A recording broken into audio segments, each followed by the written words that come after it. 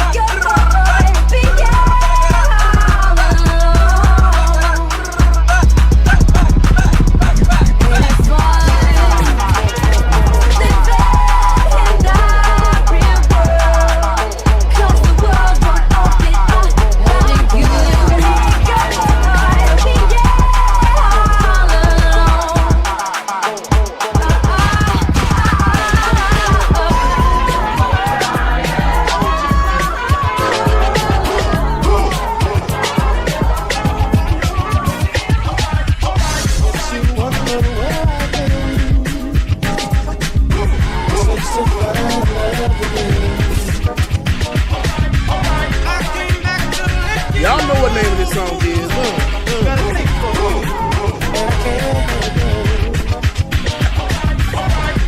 Good morning again, everybody. Make sure that you stay tuned. If you are just joining us, you are now in the pre-show. The Like It or Not, man, it's about to go down. So make sure that you stay tuned, like, share, subscribe, and all the other good stuff. And we're going to get back into the music. Once I'm in my zone, I don't do too much talking. I'm in my zone now. Because it's like this old school stuff. You can get up, clean up the house, walk the dog, do whatever it is you need to do and get your morning started. Because like it or not, hey, it's about to go down. Hey, hey, hey, hey.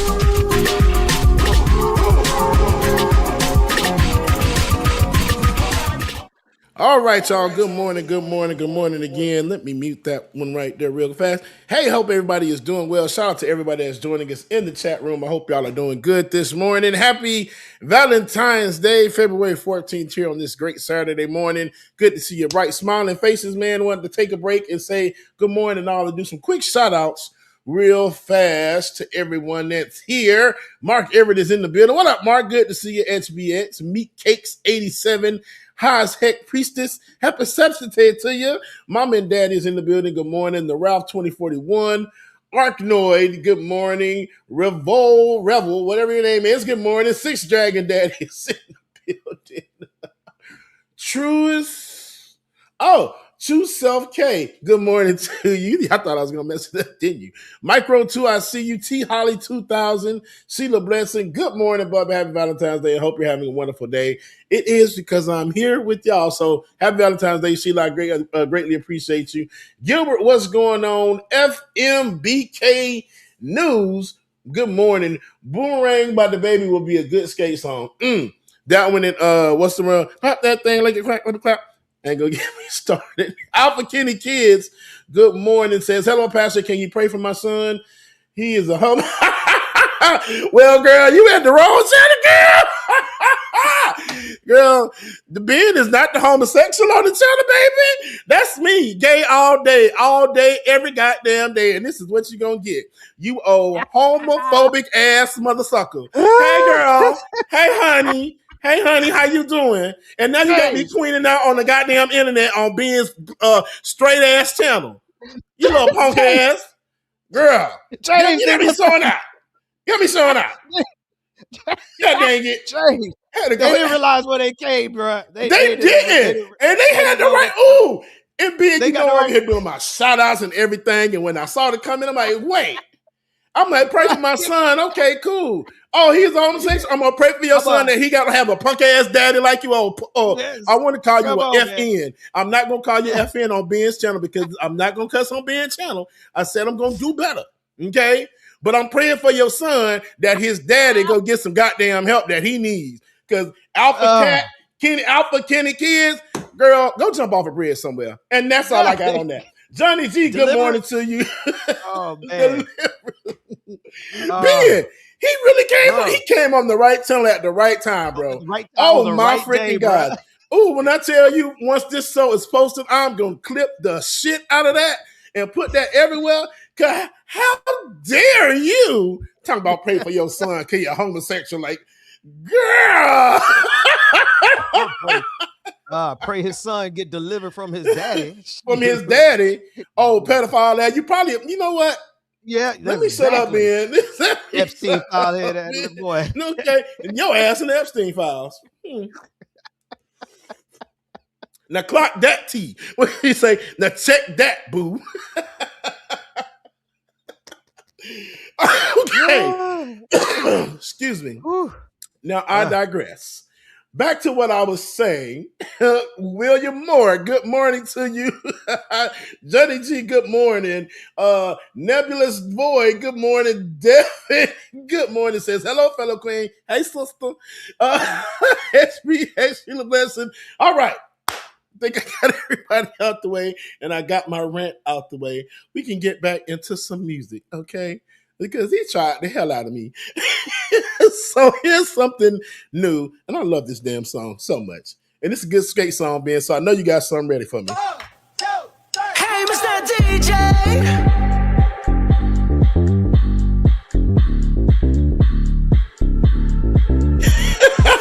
You stepped inside with a vibe I ain't never seen.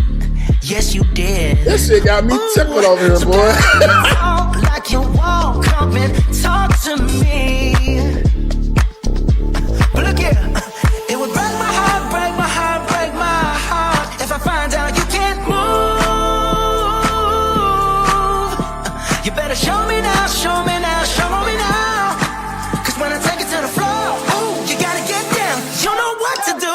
Hey, Mr. DJ. Play a song of this pretty little lady.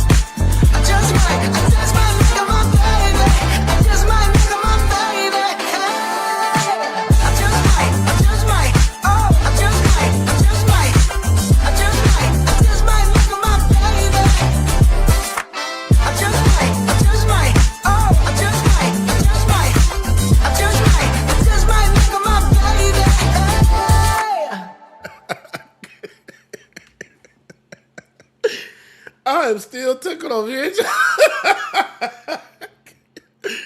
Good morning again, everybody. If you are just now joining us, you just missed a good old clear-ass, queen-ass rant. You did.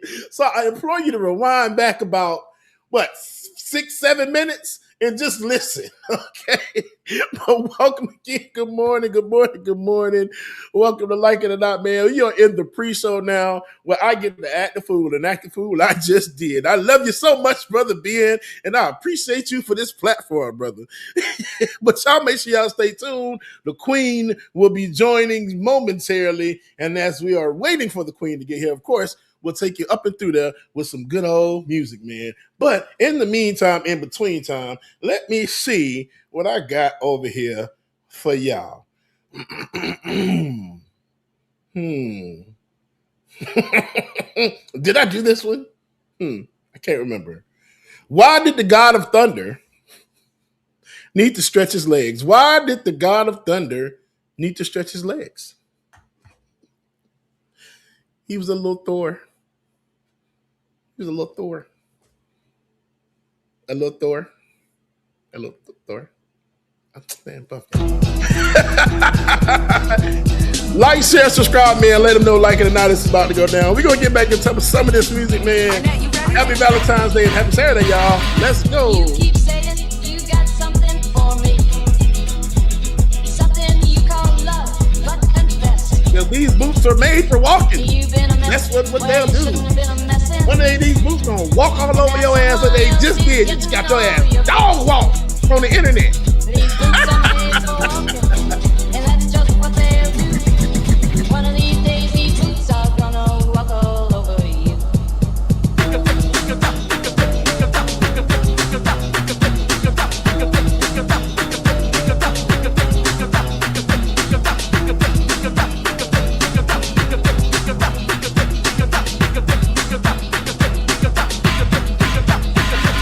You keep saying you got something for me. Something you call love, but confess. You've been a messin' where you shouldn't have been a messin'. And now someone else is getting all your best. These boots are made for walking, and that's just what they'll do. One of these days, these boots are gonna walk over you. Y'all on that list. See the wizard got them bang. Live in the building. I didn't know I was there. You ready? Where the fans at? Where the fans at? Where the fans at? Give me one time. DJ RL with a dude, with a dude. Tell me my face on the ground. Ben is my dog. That Ben is my dog, bro. The video. Get up out your seat. Let your body move. Cowboys and cowgirls are feeling the groove. Sitting on the moonshine. Fire barrel rolling. I'ma get behind the thing, girl, and hold up.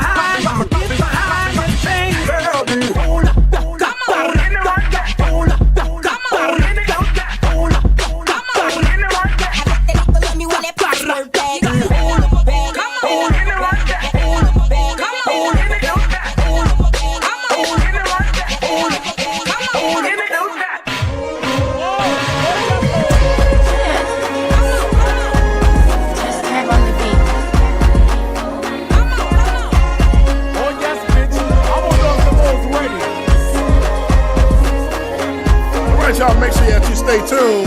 Like it or not, it's going down. Good morning, y'all. It's so silly of me to act like I don't need you back. Man, all I can think about is us since I've seen you last. I know I didn't have to walk away. All I had to do was ask for space. I'm telling you beyond your way.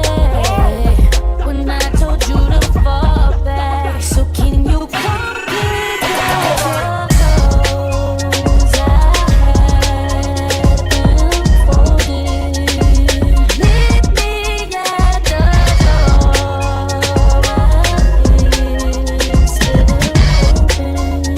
I know it's getting cold, but it's not frozen. So come pick up your toes I had unfolded.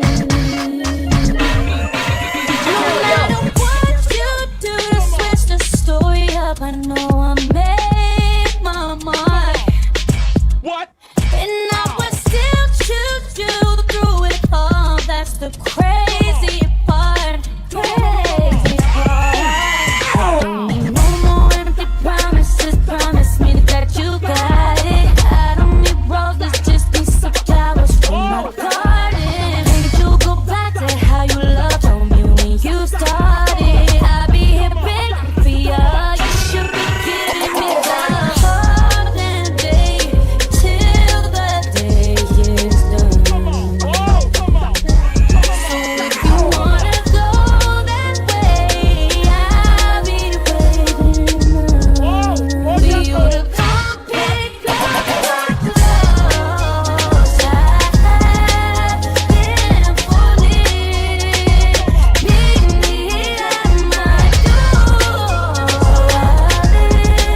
open. I know it's getting cold out, but tell you that it's not fitting. So come pick up your toes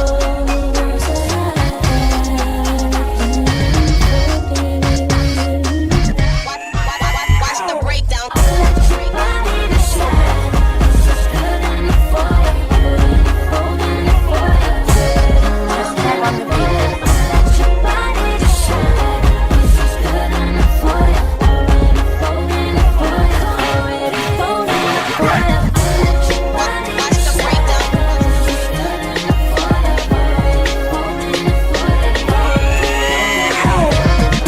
Watch the breakdown. Watch the breakdown. All right, y'all. Good morning, good morning, good morning again. Shout out to Disposable Number says, good morning, y'all. Becca, I'm finally catching you live. You know, whenever she's here. Let me stop. Shout out to the Queen, man. We'll be joining us momentarily. Hope everybody is having a good day. I hope everybody had a pretty decent week. It's been a lot going on, of course. You know, Pam Bundy sitting at that damn stand getting roasted and busted and disgusted by everybody up there, and her dumb ass just, we're going to discuss it though. Anywho, hope everybody y'all just going well today. Let's y'all know what's going on with me. Setting up to move. That's why y'all didn't get a Beard Bonnet Chronicles on Thursday, because trying to get everything situated and ready to move. So the scenery is going to change. I'm going to miss my little scenery in the back, you know, with the trees. It's going to look a little different, but it's still going to look cool. So I can't wait for that. Got an offender bender on Thursday. So that kind of pissed me off, because I'm just like, what the hell, Bubba?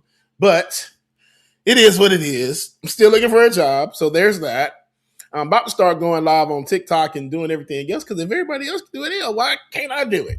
You know, especially now doing this morning, having too much fun, entirely too much fun this morning. So like, yeah, man, Bubba, you tripping. So next week, I'm going to go live on TikTok, Instagram, YouTube. I'm going to be somewhere at least 3 or 4 days next week. I got to start bringing some money in or something. Okay. So yeah, there's that. And then what else? Yeah, well, that's it. You know, Healthcare got canceled. My insurance got canceled. So there's that. So, but it's still good because to God be the glory. And I know the universe and God got me. So I'm not worried about anything. I'm not stressing. I'm in that stage of my life where, it is what it is and the Lord is going to make a way. Amen, somebody.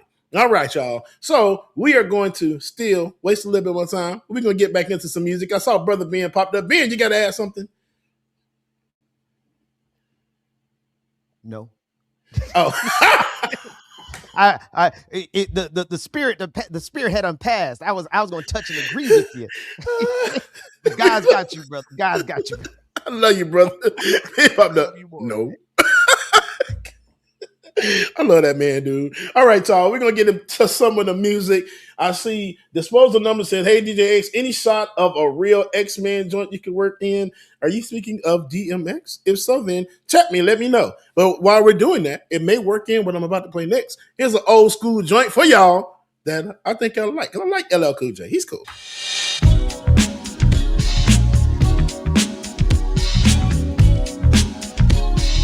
He's cool.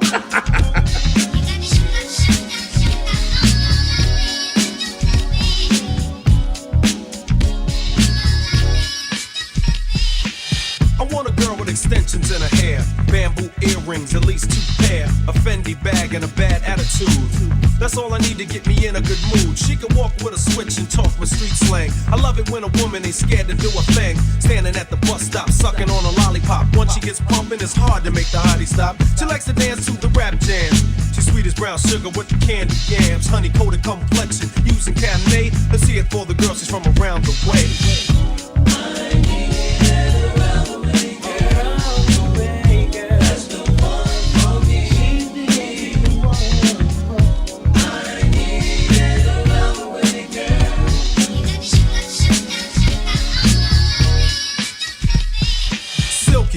Her smile is like sunshine. That's why I had to dedicate at least one rhyme to all the cuties in the neighborhood. Cause if I didn't tell you, then another brother would. You're sweet like sugar with your gangster talk.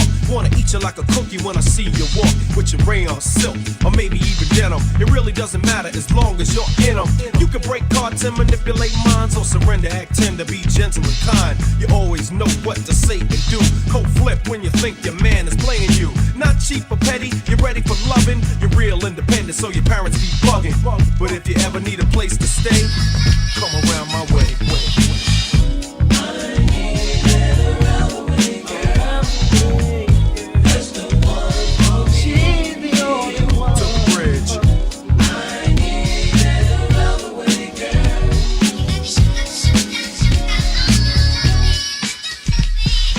Perm in your hair or even a curly weave with your new edition Bobby Brown button on your sleeve. I tell you come here, you say meet me halfway. Cause brother's been popping that yang all day. Around the way you're like a neighborhood jewel. All the homeboys sweat you, so you're crazy cool. Wear your gold in the summer with your biking shorts, while you're watching all the brothers on the basketball court. Going to the movies with your homegirls crew, while the businessmen in suits be hawking you. Baby hair pumping, lip gloss is shining. I think you're in the mood for whining and dining, so we can go out and eat somewhere. We got a lot of private jokes to share. Lisa, Angela, Pamela, Renee, I love you. You're from around the way.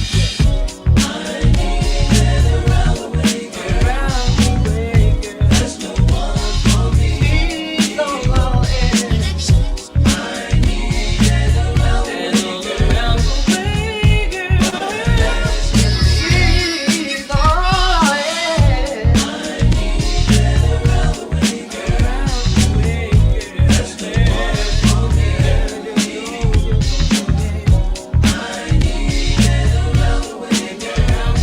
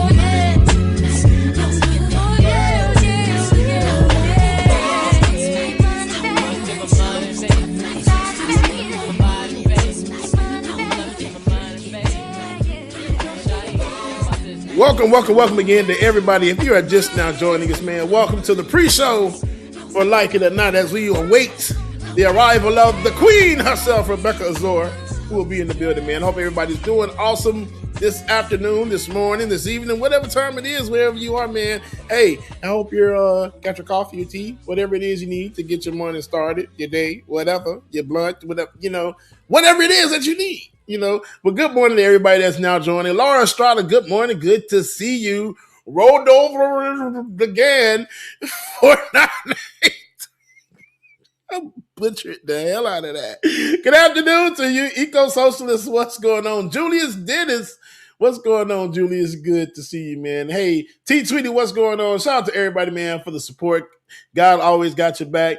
T-Tweety says, I don't have health care right now either. Have to park the bike for a minute. I understand. I'm going to park my ass too because this car on this last leg, and Jesus Christ, I can't afford no more accidents, Bubba, at all. Okay. Shout out to Night Fox. What's going on? T Holly, good to see you as well too. Good morning to y'all, man. Y'all make sure y'all stay tuned, like, share, subscribe. And if you're not following my TikTok, please follow my TikTok or my Instagram. TikTok is DJX3C41. DJX3C41.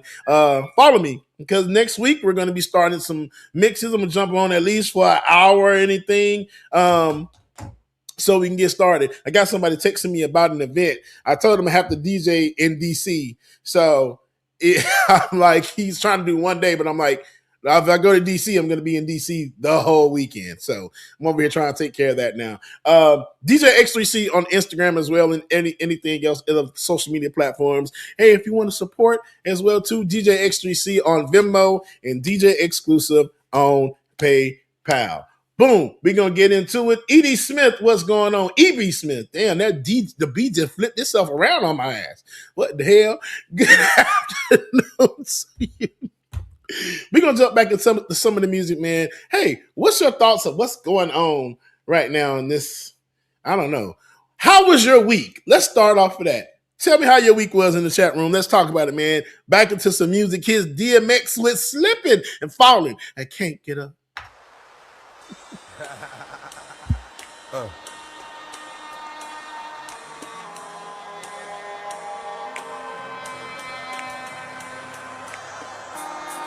See, to live is to suffer. To survive, well, that's to find meaning in the suffering. Hey yo, I'm slipping, I'm falling, I can't get up. Hey yo, I'm slipping, I'm falling, I can't get up. Hey yo, I'm slipping, I'm falling, I got to get up. Get back on my feet so I can dance. Hey yo, I'm slipping, I'm falling, I can't get up. Hey yo, I'm slipping, I'm falling, I can't get up. Hey yo, I'm slipping, I'm falling, I got to get up. Get back on my feet so I can dance. I've been through mad different phases, like mazes, to find my way. And now I know that happy days are not far away. If I'm strong enough, I live long enough to see my kids doing something more constructive with the time than bids. I know because I've been there, now I'm in there. Sit back and look at what it took for me to get there. First came the drama with my mama. She got on some fly shit, so I split and said that I'ma be that seed that doesn't need much to succeed. Strapped with mad greed, a heart that doesn't bleed. I'm ready for the world, or at least I thought I was. Bagging when I caught a buzz, I was thinking about how short I was. Going too fast, it wouldn't last, but yo, I couldn't tell. Group homes and institutions prepare my for jail. They put me in a situation forcing me to be a man when I was just learning to stand without a helping hand. Damn, was it my fault? Something I did to make a father leave his first kid at 7 doing my first bid. Back on the scene at 14 with a scheme to get more green than I'd ever seen in the dream. And by all means, I will be living high off the hog. And I never gave a fuck about much but my dog. That's the only I'd head off in my last. Just another little come on, headed nowhere fast. Hey yo, I'm slipping, I'm falling, I can't get up. Hey yo, I'm slipping, I'm falling, I can't get up. Hey yo, I'm slipping, I'm falling, I got to get up. Get back on my feet so I can dance. Yo, I'm slipping, I'm falling, I can't get up. Hey yo, I'm slipping, I'm falling, I can't get up. Hey yo, I'm slipping, I'm falling, I got to get up. Get back on my feet so I can dance. That ain't the half. It gets worse as I get older. Actions become bolder. Heart got cold, chip on my shoulder that I didn't touch. Didn't need a click, cause I scared it that much. One deep with the starting for kicks. Catching Vicks, throwing bricks, getting by, being slick. Used to get high, just to get by. Used to have to pause. in the morning before I get fly. Ate something, couple of 40s made me hate something. After some hurt, now I'm ready to take something. 3 years later, showing signs of stress. Didn't keep my hair cut or give a how I dress. I'm possessed by the darker side, living the cruddy life.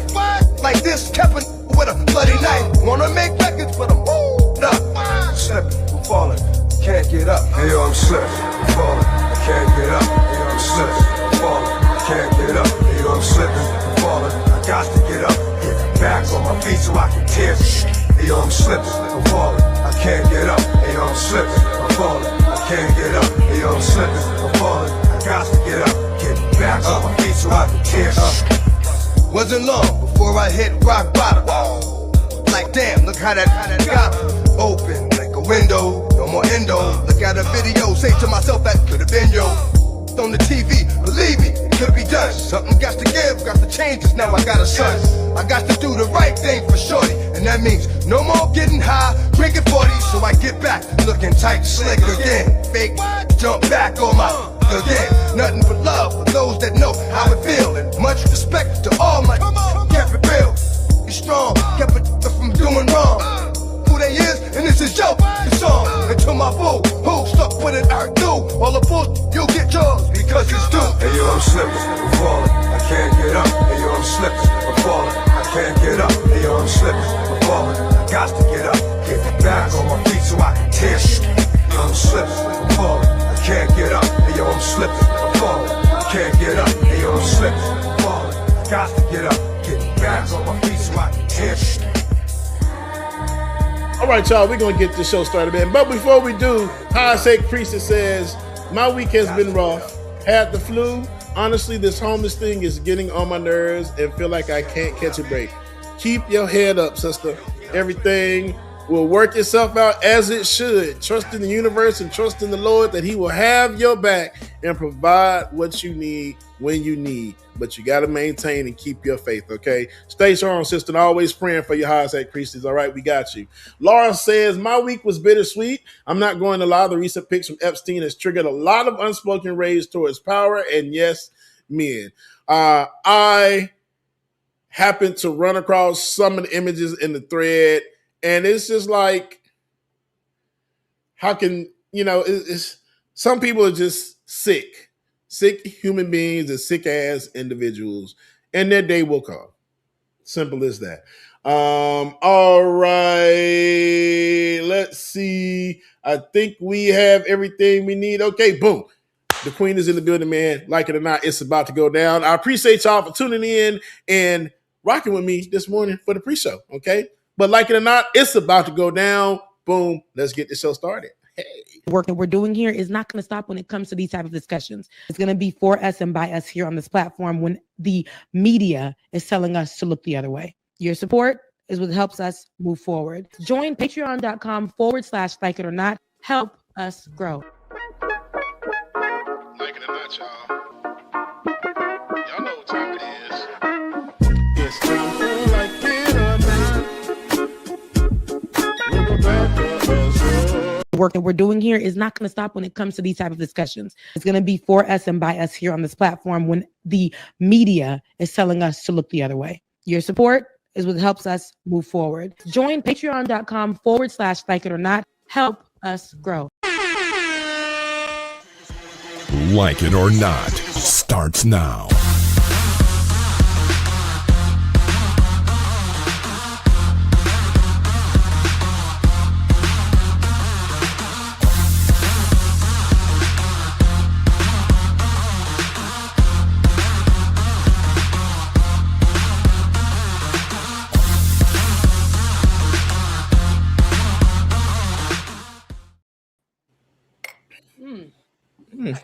Let me make sure that's the right microphone while I'm over here sipping my good tea. That was the same top I had on in the work that we're doing here. It's not going to stop commercial. This is the same top I had on. And it's the other. No, this time it's grown out. No, grown out. I'm talking about the microphone. It's the microphone.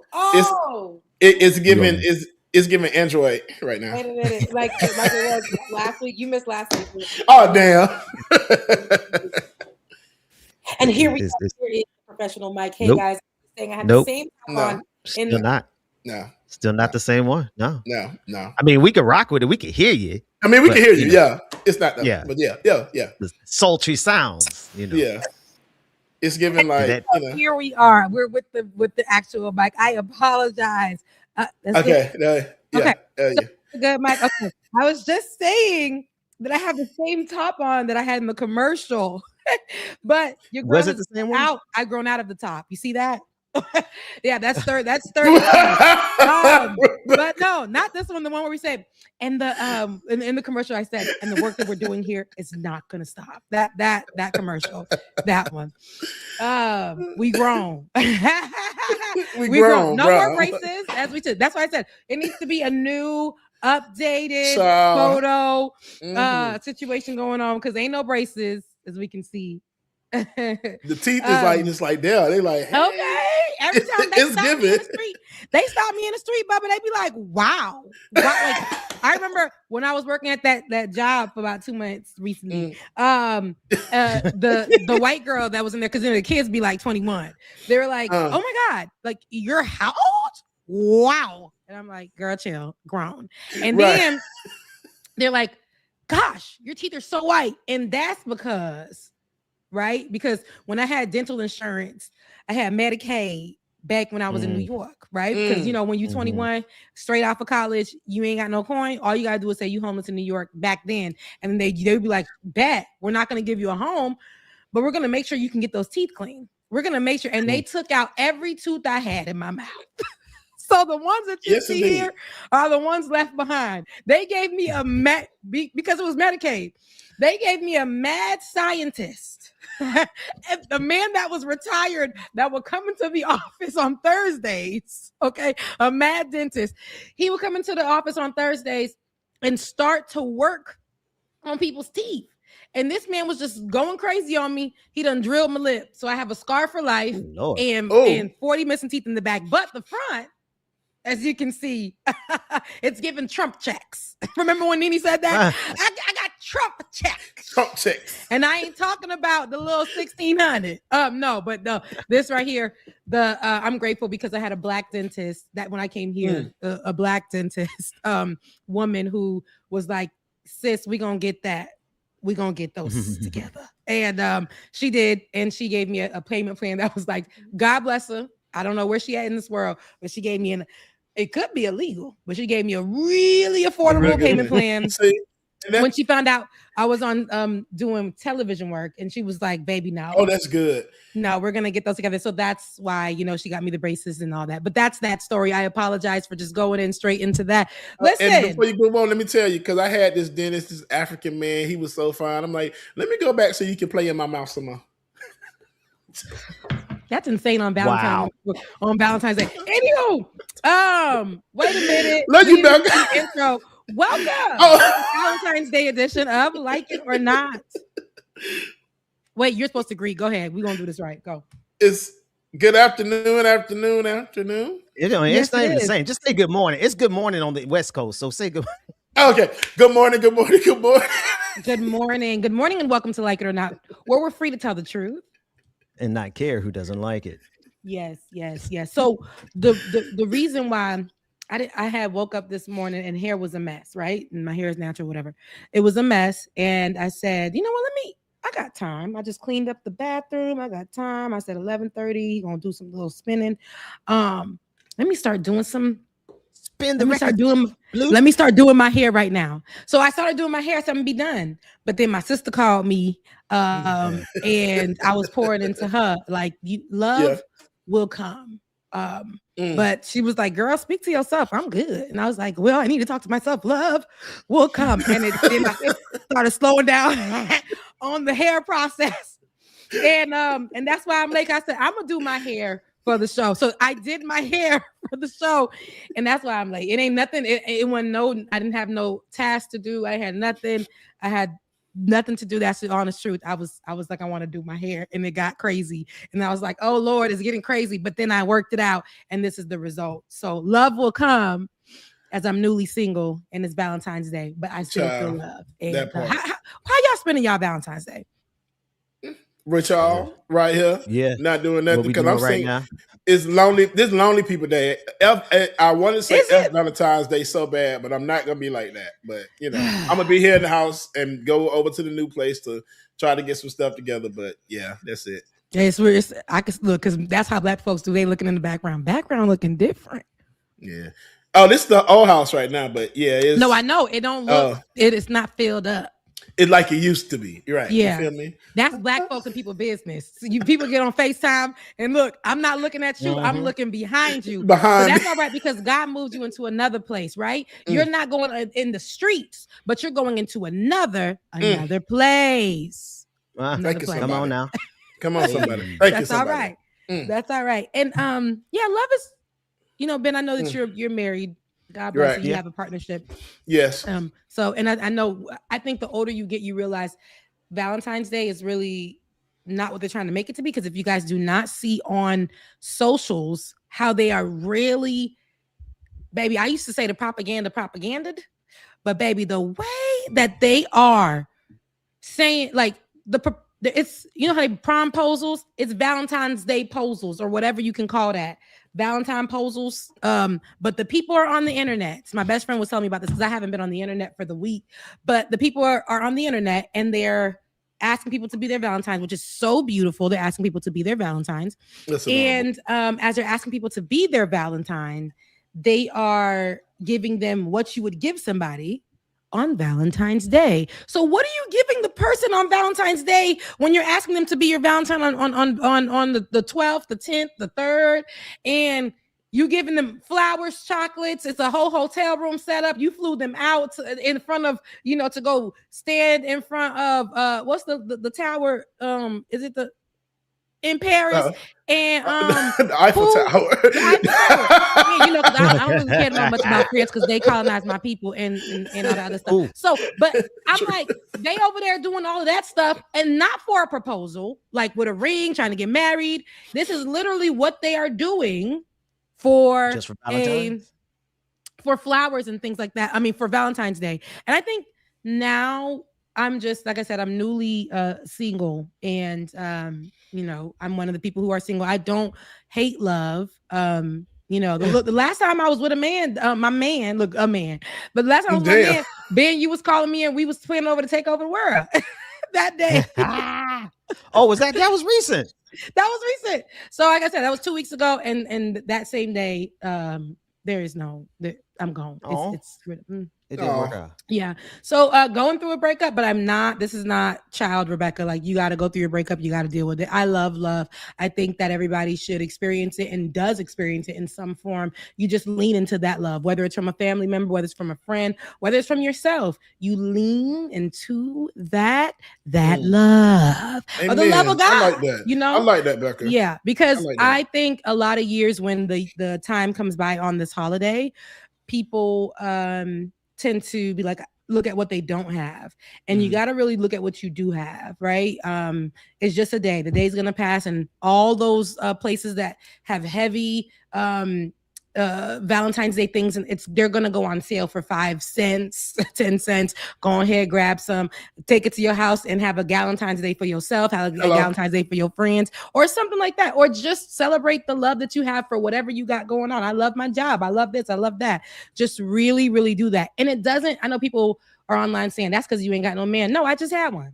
No, I feel more loved than I did in that relationship. So just kind of just really focusing on yourself. But I ain't gonna lie, I love being in a partnership with somebody when it comes to love. So I'm always rooting for that too. When I see two people together and they are in love, it always makes my heart bigger as well, and say I'm looking forward to when that is my time as well. So yeah, and that's me. I'm a person that loves very hard and has a lot of love to give. So it's like when I feel like I can't give that love out, I think it affects me sometimes. But I've gotten to that point now where, like they said, everyone's saying in the chat, self-love is important. Giving love to your family, your loved ones, your best friends, to God. it's important, and I've learned to handle that and deal with that. Like today, I'm like I'm cool. Any other day, I think I'll probably, or any other Valentine's Day, I probably would be like, oh, I wish I had somebody giving me flowers or candy or a kiss. But now I'm just like, you know what? I'm about to go get me some candy. I'm gonna get me a heart-shaped pizza, and I'm gonna get me a good weed-shaped blunt, and I'm gonna be good. Happy Valentine's Day to me. As you should. And you know, I can't go nowhere, do nothing. I've been in the house all this time working because ain't a coin in the bank right now. But I've been working, I've been in the house, but I was like, you know what? Since I'm not gonna go anywhere, I can't go anywhere. I'm just gonna really listen to some love songs and just reiterate those songs to me. I was just listening to and this is, I'm gonna say love songs, but God, I was listening to in a falsetto. Ooh, baby. But the part of the song that really, and mind you, this is not even like a Valentine's Day song. It just reminds me of Valentine's Day because at FAMU they used to play it when we used to do Valentine's Day activities. And I didn't even know, like, now that I'm older, the man's like has a part in the song where he goes, he's gonna make her sing in the ooh, and then when she comes down at the bottom, he goes, okay, you can come back down. You can talk in this key right here. I said, now he said talking this key right here. And he's doing that. He's doing the key. He said, you can talk in this key right here. He went from saying in a falsetto, ooh, ooh, baby. And then he comes down and says, you can talk in this key right here. I said, what? Brilliant. The dream. Brilliant. Oh, yeah. Brilliant. Mm-hmm. Yeah, so that was my album back in the day. Okay. Yeah, no, absolutely. The Love King. But with that being said, can't sing worth nothing to me, but has a million great songs. Songs are amazing. I love The Dream. Yeah. And you know what? Amazing producer. And I was saying, you know, is it that he can't sing, or is it that he has a interesting tone of voice? Because he has a pre-auto tune. Like, I mean, he's good for what he did. It's nasally. Like his first 2-3 albums, loved it. You know, he was around the time when it came out, it was amazing. It was perfect for what it was. But now at this point, it's like, you know, producing. Does he have something new out? You're producing. No, at this point, he's producing everybody now. He's done a lot of work with Beyonce as of the last 2 albums. I mean, he's Beyonce. No, so from day one he was doing work. When he single ladies, he was already doing work with Beyonce. He is literally like the person that she goes to when they write. That is her person, and you would be so shocked that is the person that she goes to when they write. Basically, he ain't got to work ever again in his life. He writes a lot of people's songs. He's the one that did "I'ma Put You to Bed." Any song that you heard with it. There was a lot at the time. Umbrella. You know, that The Dream made that. And you got Kelly Rowland saying it in her music as well. Beyonce, you have that. It's The Dream. Yeah. It's The Dream. So yeah, you know, at this point, I saw him during the and then we'll get into some news after this, but I saw him during the Brandy and Monica concert. This is me trying to talk to y'all because I've been in the house for 2 weeks working on this new job, and I ain't talked to not a soul, not a body, and been going through the breakup at the same time. I ain't talked to a soul, not a body, not nothing. So yeah, I just really I love The Dream. Funny story, 2 funny stories. He opened for Brandy and Monica here in Atlanta, but at the second show in December. But I took my nephew to the store in Alpharetta to the mall and to shop because he did really good on something. I don't remember what it was, but he did really good. And I took him to the mall. Baby, I had a budget, and that boy came and told me, no, actually, it wasn't even because he did something good. They were picking on him for his sneakers at school, and his mom said she's not buying him any better sneakers. So I said, no, we're going to get him some good sneakers. They're not going to pick on him for his Asics or his, you know, Bobos. And so, but I had a budget in mind at the time because I said, baby, you can't go past $90. And then he's like, $90? I can't even get here with $90. And I was like, well, a shoe don't cost $9 expensive. Got there, everything was like $150, $100, whatever for his size shoe. And I saw a guy come in with the mask. I'm over here telling Melinda, I can't get that other shoe for him. I can't get. I have to go. I'm gonna have to get going. This is us on the side. A guy comes in with the mask. He's walking past. I'm like, people just so close. It's COVID. Oh my God. And then he pulls down the mask and says, y'all don't have to worry about nothing. Baby, he pulls out $400 and gave it to me and said, get that boy the shoes that he needs. No, for real? It was the dream. So shouts out to the dream. And then he put the mask back up and walks away. And I'm just looking like, Melina, that was the dream. I know you not. You lying. You my God, Becca. She's like, girl, it is, but we're not gonna act like, oh my God, that's the dream. We're just gonna take the money. and then we took the money, but we made sure to buy the baby all the shoes that he wanted, and we were able to buy him 3 pairs of sneakers. And he would thank us every day saying that and we got him the because he wanted the new, I guess, Mellows at the time. This was 2020, 2021. He wanted the new Mellows, and I was like, baby, I can't afford that. I can't. And it was like, I think it was the Artie and something Marty, whatever design on the shoe.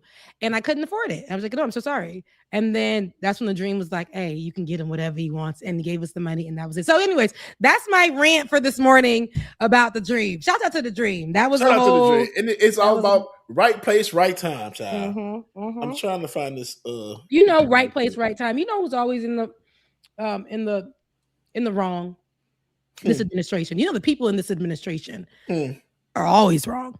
But specifically this week, we saw Pam Bondi crashing out before our eyes. I know, Ben, you said you have a lot, on Pam Bondi, a lot of images that we can watch. Hopefully they don't shut us down. Because remember last week, baby, they shut us down. Camera and everything. The feds was watching. So, which is funny, I was actually watching the stream in the car. Ben's stream was still going, and I heard the whole conversation. Y'all was still going, but when you said that everything is shut down on your side, back, I'm like, what the hell? Yeah, that's crazy. It was crazy because they shut you down, but not me down. Absolutely. They're always going to shut the smaller creator down. And I don't consider myself a smaller creator, but they're going to shut the smaller creator down. I mean, for me, Ben, you're more well known than me. All these years you've been on all them shows. Okay, I have. And you know who recognized that too? Google. When I said, you heard it right here. Google, who am I? It know who I am. It didn't recognize you, Ben. You're a little more vintage. But that Wait a minute. You are the GOAT. And that's why. You know what I'm saying? So that's the reason why. But Pam Bondi is not. Pam Bondi is a fish out of water. I know right now she is the attorney general in the Trump administration, if you guys do not know, but she's been at the center of the major controversy tied to the Epstein document releases, and every single thing that she's been saying has been in my mouth, Trump. I'm just kidding. And all of what we were seeing is somebody who is going to regret this down the line. We're going to have a Marjorie Taylor Greene moment with her. A lot of the people who have been in this administration have left to give apologies or write a book or give us a documentary. And Pam Bondi is going to be one of the ones that are on Netflix, sounding like Tyra Banks in this Netflix special that's coming up, sounding crazy. Okay, so let's start. I don't know where we're going to start, but let's start with, and mind you, the reports are that they have given these unredacted Epstein files, right? And who's unredacted in these Epstein files? Lots of the victims who people want to refer to as survivors, but victims and their full names and their addresses or their homes or personal information about them. But yet who is redacted? Donald Trump and friends. So how they search these files, strange. Where the file's been sitting, strange. How they have been constantly undermining everything that's been going on, the oversight of the committee, how Donald Trump and this whole damn administration just acts like nothing applies to them. But what I love about this is now people actually get to sit in front of her. She doesn't go to the camera in these instances or give these press releases. They are sitting in front of her and they are like, so you tell me what's up, huh? Tell me what's up, right? Because who's scared? Who gonna check me, boo? That's what they're saying to her, and she's shook. So let's take a listen. Let's take a look at some of these moments with Pam Bondi as they're calling her out on the floor. Has arrested Don Lemon and Georgia Fort. And I might add that y'all actually had a judge that rejected y'all for trying to arrest Don Lemon before, just like the grand jury rejected y'all as it relates to Senator Kelly, just like a grand jury rejected y'all as it relates to Senator Slotkin, just like the case against Tish James was dismissed and the case against Mr. Comey was dismissed. I completely don't get how it is that you're sitting at the top of DOJ because you don't seem to be good at your job. You're spending more taxpayer resources. And that's just a little bit of our good sis, Jasmine Crockett. She actually read Pam Bondi for filth, questioning her ability, like she did just now, but in more detail, to even do this job. Because, as you know, Representative Jasmine Crockett is a lawyer, and she was able to hit her back with, hey, do you even know what lawyers do, baby? Because, you know, as a lawyer, this is what we do. This is how we handle it. And here's what you did. And Pam Bondi's response, and a lot of the times, is, but Donald Trump, don't speak about Donald Trump that way. Don't speak about him in that way. You hear how they're talking about Donald Trump? They're talking. It's embarrassing. But anywho, you'll see no evidence that Donald Trump has committed a crime. Everyone knows that. This has been the most transparent presidency. He's the one that asked that those files. I'm reclaiming my time. I got your answer. You said there's no evidence. Trump asked Chairman, please stop the clock. Stop the clock. The legislation. This is time. Time belongs to the gentleman from California. Okay. I'm going to put up another document from a witness who called the FBI's National Threat Operations Center, because I believe you just lied under oath. There is ample evidence in the Epstein file. Don't you ever accuse me of a crime. I believe you just lied under oath, and this is on videotape. You said there's no evidence of a crime. I'm showing you, here is a witness statement who called into the FBI's Threat Operations Center. He drove Donald Trump around in a limo. He overheard what Donald Trump said to Jeffrey on his cell phone. He was so angry, he was going to stop the limo and hurt Donald Trump. And he met a girl who said she was raped by Donald Trump and Jeffrey Epstein. She later had her head blown off, and officers at the scene said that could not have been suicide. No one at the Department of Justice interviewed this witness. You need to interview this witness immediately. Epstein should rot in hell, so should the men who patronized his operation. And as we say here today, there are over 1,000 sex trafficking victims, and you have not held a single man accountable. Shame on you. If you had any decency, you would resign right after this hearing concludes. Secretary Lutnick's ties to Epstein when he chose him to lead the Department of Commerce. Was he aware? Chris Malin was a Border Patrol agent. Okay, so I'm going to conclude that the president, in fact, did know about his ties because he was the next door neighbor. Shame on you. Oh, for goodness sakes. You're this from is a pathetic. Shame this on is pathetic, Mr. Chair. I am not asking trick questions here. The American people have a right to know the answers to this. These are senior officials in the Trump administration. This is not a game, Secretary. I'm Attorney General. My apologies, I couldn't tell. Ooh. Clear down. I'm sorry. I'm sorry. Stupid ass. Ooh. Bruh. She said, I'm Attorney General. I couldn't tell. Baby, the people need answers, but they are tired. Mind you, they haven't gotten a chance to be like, Pam Bondi, what's up? So this is a mix of give us the answers, but you raggedy heifer. They're able to really say whatever they need to say, but also discredit her, not in a way that isn't warranted, but absolutely warranted. The things that they're saying about her aren't true. Excuse me. The things that this administration considers her aren't true, but the things that the people are saying to her are absolutely true. Funny enough, Pam Bondi is the author of lies. okay, for the face of this administration. She is the one that comes out and tells us not to believe what we seen. That's why we had those arrests of our beloved Georgia Fort, and then there's Don Lemon and the other people who were associated with the activists and all these other people. Have you guys, side note, have you guys been seeing other people think that they can take over white people who are going to black churches? One of those being Jamal Bryant's churches, and going to tell everybody they're going to hell, and they're thinking they're saying that is actually equal to what happened at the church in St. Paul, and that is not. You got these people going into black churches and claiming that they're going to hell. Mind you, we had people who went to black churches, like Dylan Ruth, and went to the black church, prayed. They prayed over him. They did all the things, and then they shot him. I mean, then Dylan shot them, the black church up. So it's such a difference. You don't hear about people of black churches going into white churches and shooting them up. Those were activists that went into literally unveil the fact that the pastor is the field director for the St. Paul ICE office.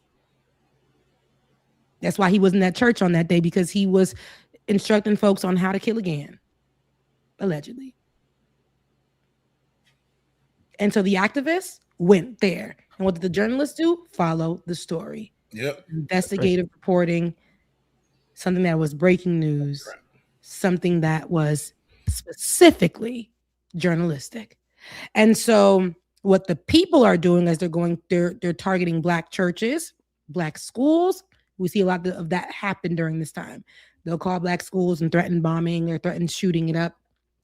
And you'll see some white people now, they're going into, and these are white evangelicals or whatever they want to call themselves. They're going into black churches and telling everybody that they're going to hell.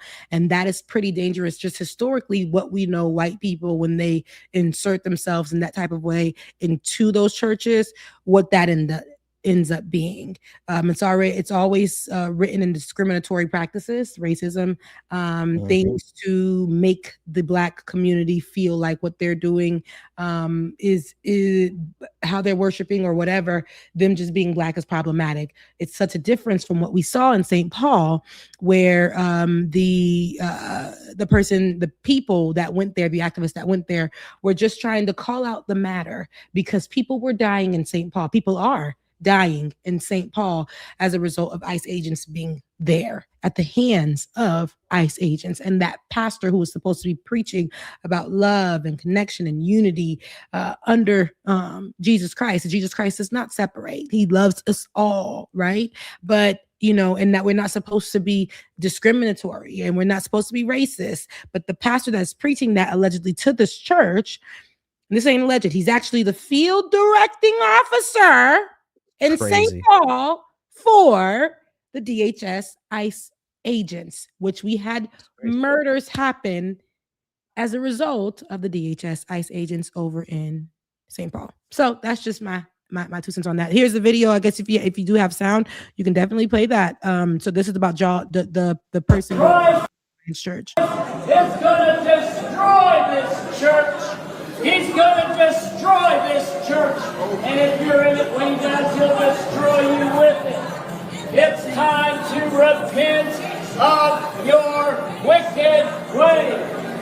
Race-baiting, stirring hatred among the children of God, people that would come to Christ and won't because you make his name a laughing stock of, you blaspheme the name of Jesus Christ with your harlotry, with your whorishness, your wickedness, your filthiness. Your prayers don't even reach the ceiling. You pray to demons. It's time to get right with God. The God of the Bible is going to destroy you unless you repent. They are ignoring the hell out of him. Just walking right on past like he's not even there. But my thing is that at even Pastor Jamal Bryant church, like, I don't know. I'm surprised that nobody came and rushed him and really rushed his ass out of there. And you know that's why a lot of these churches do have, and sorry about that, Ben. A lot of these churches do have security, and some people feel a way about them having security because it gives the vibes of Michael Todd. But it actually, we've seen with, I want to say it's William, not William McDowell, William Murphy, who has a church out here as well. Somebody ran on stage and ran while he was preaching and ran behind him, and his security came up and tackled old boy. They got video of that? They did. I remember somebody was trying to run up on Philip Mitchell in his church, and he was like, "Hey, bro, they got don't because you might get." He basically said you might get laid up, that you might get laid out doing all that. Like, don't come up on the stage. We see that because, and the reason why they do that, yes, they are actually celebrities in this day and age. It ain't only TD Jakes. You get on, you go viral in the internet streets, and people know what your church address is and all those things. You are now like a celebrity pastor. People can go there at any time. But again, we've seen a lot of the hate that happens in that, whether we like the pastors or not, they should be considered safe. They should be deemed safe. So that's why a lot of them do get protection while in the church, because churches at one point were a huge target. They were a huge target. And so, here's Jamal. Oh, sorry. Go ahead, Ben. I apologize. No. We got his reply. Let's listen to his reply. Evangelical nationalist pastor had the audacity, he and his wife, to get out of his car, as you just saw, and for propaganda and disturbance, filmed themselves coming into our church, using hate speech, condemning us with wrath, judgment, and correction completely out of order. And since you are against places of worship being disturbed, and this gentleman attempted to do it at a black church, I want to know, when is the arrest warrant? I don't know his name, but that picture should be clear enough for you to be able to track it down with the full spans of the FBI. Why didn't we have this same kind of calculated rage, outrage, and disturbance? They cut him. I hate when they cut. You'll trust like Revolt to do right, even though but you'll trust the Griot CNN on them to do right. And what they do is cut it off at the precious, like, baby, you should have cut that middle part out and gave us the meat, baby. Because he was going to go into the juxtaposition of the matter, which is Pam Bondi and friends. You done went and took the people who were actually doing their jobs of the situation, people who literally were outing a pastor for being a part of murdering folks in that city. Okay, and investigative reporting was happening right there, and you thought, not my ICE agents. Okay, and you, Pam Bondi, Attorney General, right, of the United States, decided to put criminal charges, felony charges against the journalist.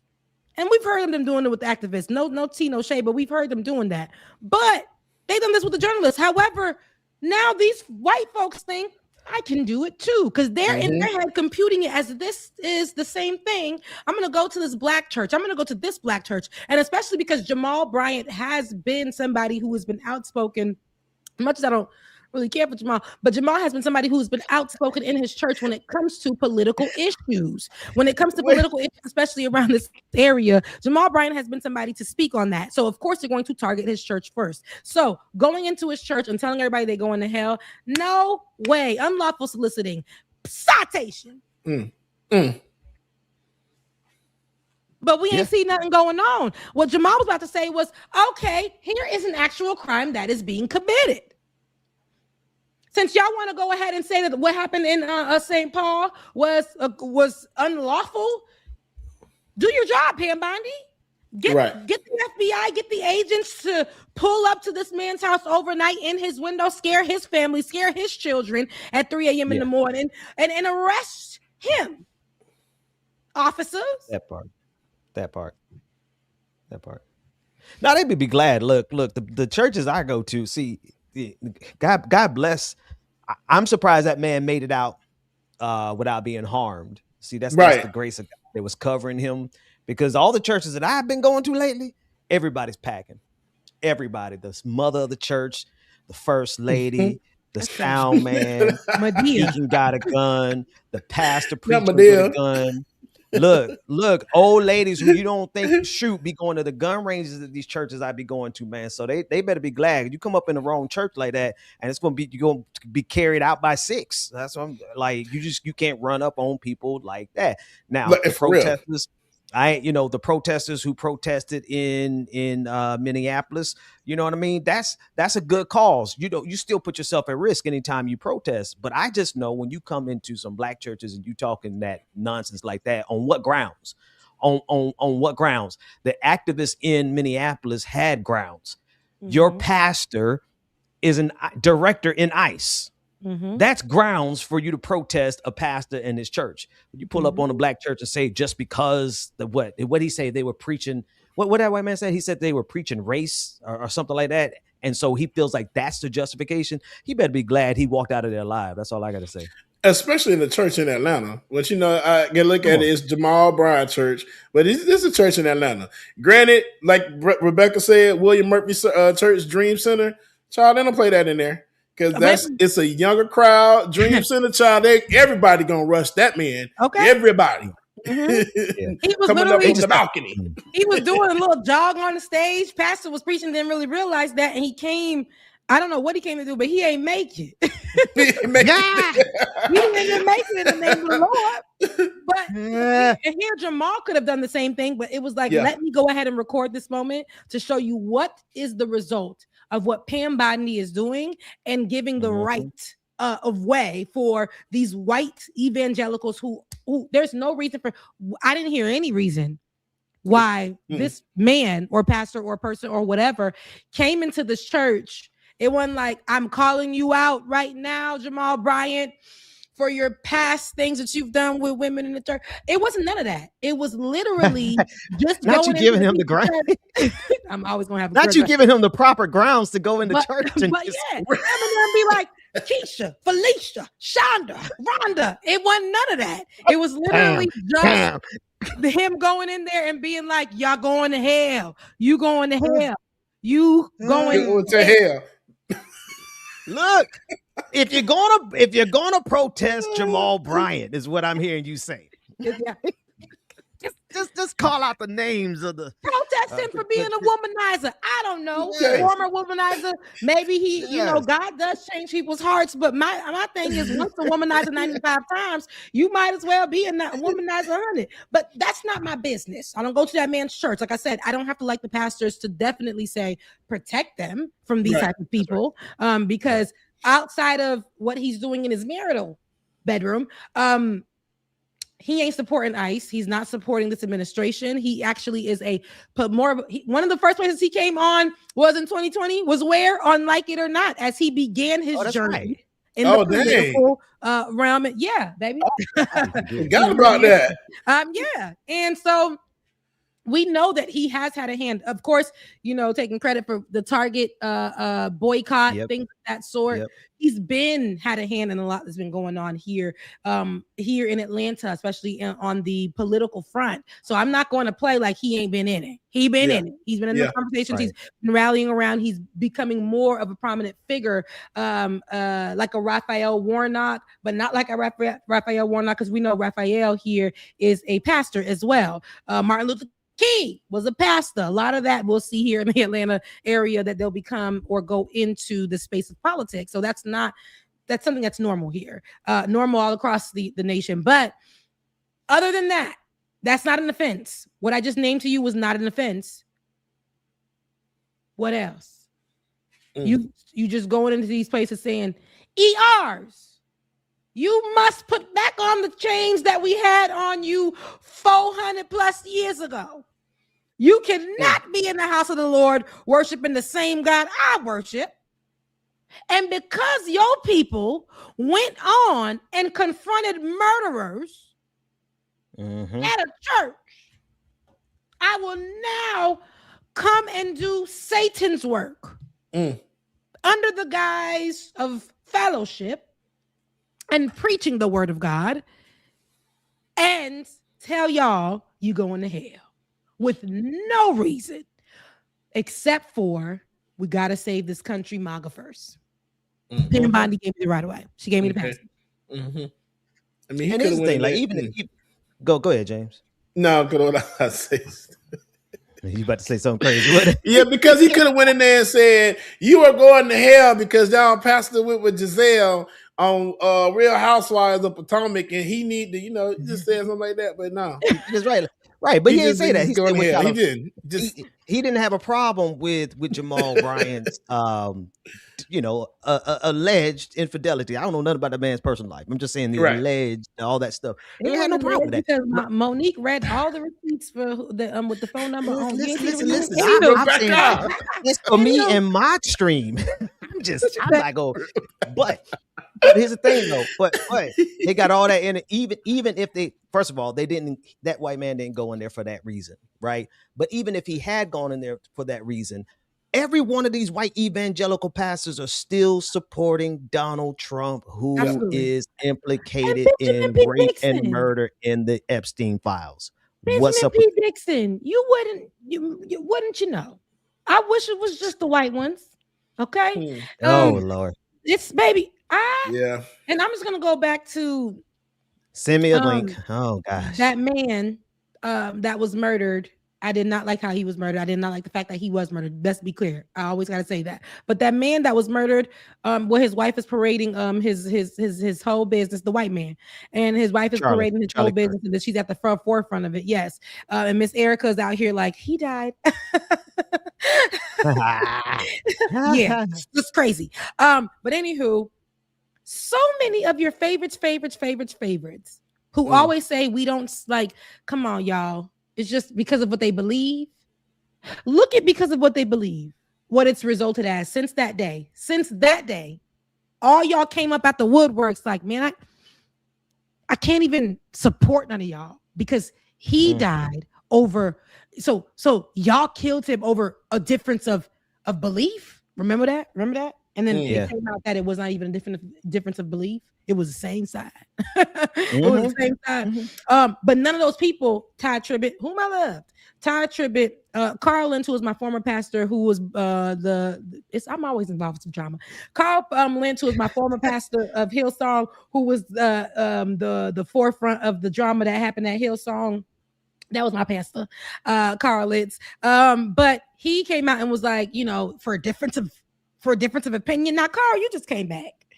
Okay, you just came back. You just got back on the scene, baby. Difference of opinion. And then so many other Black pastors and leaders began to follow suit. And then good brother Philip Mitchell went to the church and said, "This is not a Black church. This is not a Black church." And I loved me some Philip Mitchell. And there's no hate there, but sometimes I got to remove myself from people who are going to, especially in certain times, know that the message that is going to be preached is going to be one that I believe is ungodly. When we see ICE agents or people, let's go back to Charlie Kirk. When we see people that are sitting down and preaching for the possible murder of people because of what they look like, what they believe, what they follow, their sexual orientation, right? For people to not be a part of work, schooling, because of what they look like, what they believe, their sexual orientation.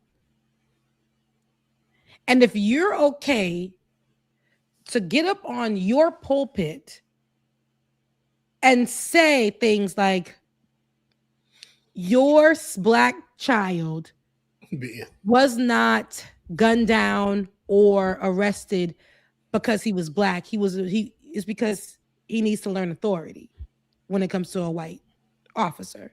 And then proceed to tell the story, your own personal story of how a white officer bullied you, put a gun to you, and asked you why you was looking at him crazy, and said at that moment you realized that you just needed to stand in authority.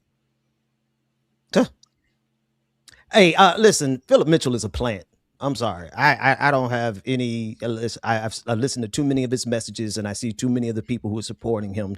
And I know this game long enough to know that there's a vested interest in ensuring that the black church stays neutralized. But how do you neutralize the black church when black folks go to church all the time? Well, you give them a pastor who's going to sound like he's anointed, might actually have a little little bit of anointment in him, but he uses it to push you away from liberation and from justice. So that's who he is. That's what he does. And a lot of folks know it, except the people who go to his church every Sunday. They're gonna stand by their man. You know, I did the whole video on this for Let's Be Clear. I did it, you know, I broke it down. I even said, hey, I believe that he's called, but just because people are called to the pulpit don't mean that they're going to do right by it. And that's why I think that you no longer have, you're abusing the pulpit. You are literally abusing the calling, and now you're looking at it from, I think, a space of popularity and money. And besides that, I think, why does unity have to look like? Why does unity in Christianity have to look like Black folks bowing down, or Black folks accepting, or Black folks being quiet about what's going on? And but then you guys are the same people that will quote Martin Luther King, who was a reverend, will quote Martin Luther King, just that one little piece, every time his birthday rolled around, or because, again, we have Black History Month this month, people just be like, we're not judging each other by the color of all the things. That's all y'all want to do, that little piece, that little part. But then you're not thinking about how this man was preaching, marching in the streets, actually actively calling out what was wrong. Discrimination is wrong. Racism is wrong. Prejudice is wrong. Bombing people's communities, shooting them down, sicking the dogs on them because of what they look like is wrong. He called it out in his messages. He called out, there's no need to go to your church and tell them that you, in the middle of folks getting shot down, tell your church people this ain't a Black church. And it's crazy because, again, that day I was supposed to go to his church, I missed that message. That was the opening of his church, and I missed that message because I was driving around and I couldn't make it into it because there was no parking. Parking situation was crazy. And if y'all invite me somewhere, ain't no parking, baby, I'm gonna just take myself, turn around, go home. Back home. Okay? Always. I'm going home. But park across the street. Absolutely. Well, where they got food at if you got a coin? But no, seriously, that's exactly what I think is the problem when we're looking at how people are abusing the pulpit every day. It's abuse and it's misuse of the position, right? And what we see with the people in St. Paul, what we see, and this is not the first time, just because that St. Paul guy is a field agent for DHS, it is, yes, they want to go and call him out, but that is not a shocking, there's no shock value there. But you know why? Because as I've gotten to politics, and 10 years ago, as we began to run these stories where it was just more than Trump having a wedgie, you started to understand, damn, the doctor that I got, you're telling me that Black people, I'm a different type of, they saying wording like, you're not like them. Ooh. You're different. And when you start to hear that, you're like, wait a minute, baby, you coming to work with a little piece of the Klan's outfit? Sure. Like, what we doing here? And then you get back there, and then now they're having full political conversations where it's like, you'll see them mention Michelle, and they're like, ape, right in front of your face as they in your mouth, taking that cavity out. Or you'll see your friends at work start to be like, I used to support like all that, but I don't support them going out and like fighting police officers. I think that's where we have to cross the line. Sis, I'm not crossing, baby, excuse me. Like, this is what this administration, but not only this administration, the churches. I went to a church where I told you about a friend of mine who is Haitian, who his wife is white. I went to that church long ago to visit. And the man started preaching a word that I was uncomfortable with. I had to get up and leave. I went to a church here. The main campus for Victory, not the one in Atlanta. That black man one time stopped the programming because the main pastor was preaching crazy. But the rhetoric that Haiti is going through what it's going through. Oh yeah. Because they serve this and they do that and da. And of course I took that personally. They said it was, and they specifically said Haiti, not any other country in the Caribbean. They said Haiti, but they said, and then all of these African countries. Because that's the same rhetoric that MAGA gives all the time. You're not going to hear them say Jamaica, even though Jamaica is also one of the, on some of the lists restricted. You're not going to hear them say Barbados. You're not going to hear them, but they are also restricted, just being black.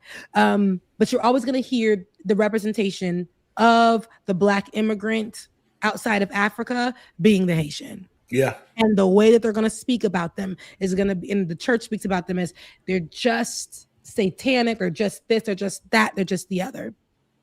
And when he said that, people started to adjust themselves at first. When you in church, you just gotta, once you start that awkward, that movement. What'd he say? Then it started to be like, they start doing it. Then they just start saying, forget it, I'm out of here. Yeah. Because when you are a leader and you're preaching, and I know, listen, to each his own, I ain't going to that church no more. That was just it. But when you are a leader and you are preaching as a white man who said that because you have a little tan in your skin, you can preach about this. He said that on that day. Wow. And then they do this thing where we're going to do 21 days of prayer. We're going to meet at Stone Mountain and pray for America. No. What side you on? What clique you claim? Because that's going to be dependent if I'm praying with y'all or not. Right. So what are y'all praying for? Are you praying for people? That's why I say you got to be careful. Now, shout out to Smokey Norfolk. That's my virtual pastor. Yeah. Okay, Smokey Norfolk doesn't miss an opportunity. Yes, he does. He a little bit be like, you know what? Now, outside of the White House and the politics, instead of that, Jesus is the house we gonna serve. He does stuff like that. But then he'll be like, what's happening there? We got it. When those people were being fired, Smokey Norfolk stopped his programming that he was going to do for the following week and said, you know what? I'm giving money to the people that need money. We got a food drive coming up. Sign your name up if you've been fired, this and that. We'll make sure that you get money and we'll help you enough to get you on your feet, all that kind of stuff. Because listen, if you got it, that's what you call, benevolence. There are churches that are asking for people's social media when it comes to benevolence. There are churches that are asking for like they want to see what you got going on. If you talking about Trump, if you talking about this, if you talking about that, if you out stacking up, or if you went on a little trip or whatever, they will not pay your light bill for you if you need it. There are churches that need to see all of your business. And if you didn't come to church twice that month, then they can't give you nothing. Those are the churches that you got to stay far, far away from. I'm not saying abuse the churches, but I remember when I was in need years and years ago, I needed something. I think it was to pay a bill or something. And I went to, I want to say it was a local church. They gave me a box of brand new goods, not the ones that's about to be dated. They gave me a whole chicken, a box of brand new goods. And they paid my cell phone for 3 months. Wow. They paid they weren't gonna pay my rent, but they paid my cell phone. They paid, I didn't have rent at the time. It was just little bills that I had. And they all that other stuff. And it was listen, all they said is, so your church doesn't help you? And I was just like, mind your business. You asking too much questions. But try to, if you haven't talked to your church yet, you might want to just speak with them. And, and then they sit you down, maybe your cell phone bill, you could take it down a bit here. They talk to you about things, instead of saying, since Sister Azor, you have not been at church in a month. Yeah. We will not be contributing to any needs that you have. We can't do that for you. And then with that being said, it's oh, that's the church you serve. And with the MAGA churches, it's, we seen that you said Obama on your socials. Mm-hmm. We're not giving you a thing. We can't give you anything. And the bad part that you had a rainbow flag, and it was not because he said he will not flood the earth again on your page. You can't get anything from me. So you speak another language outside of American English? Holy smokes! Wow, blasphemy! Have you heard of the Tower of Babylon? Have you heard? That's what they're doing. When you say Rebecca, Christ on the cross. Christ, baby. That's what you get. And that's what I said. There is no way that we could be living in this moment, in this lifetime right now, and not have a leader, a religious leader, and maybe not every service, because I couldn't do it every service. I'm gonna need I need to be challenged in the Word of God, because the way you challenge me in the Word of God is I'm gonna be able to tackle what's happening in the world. But when something serious is happening,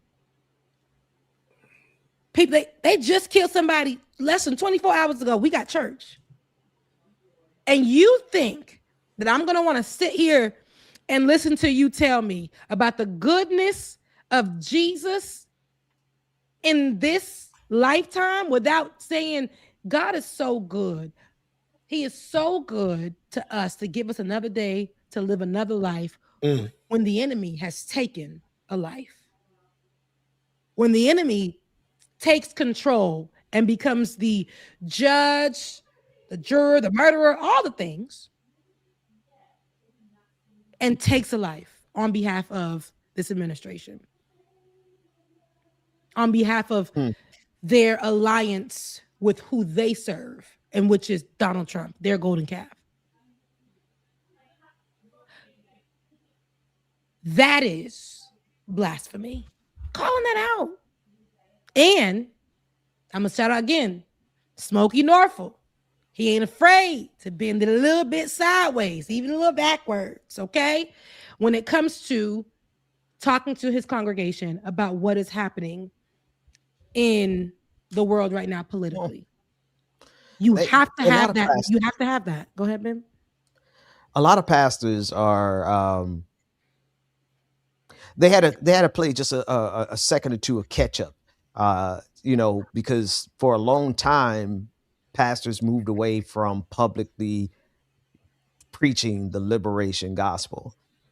We've been warning about these Christian nationalists for years now.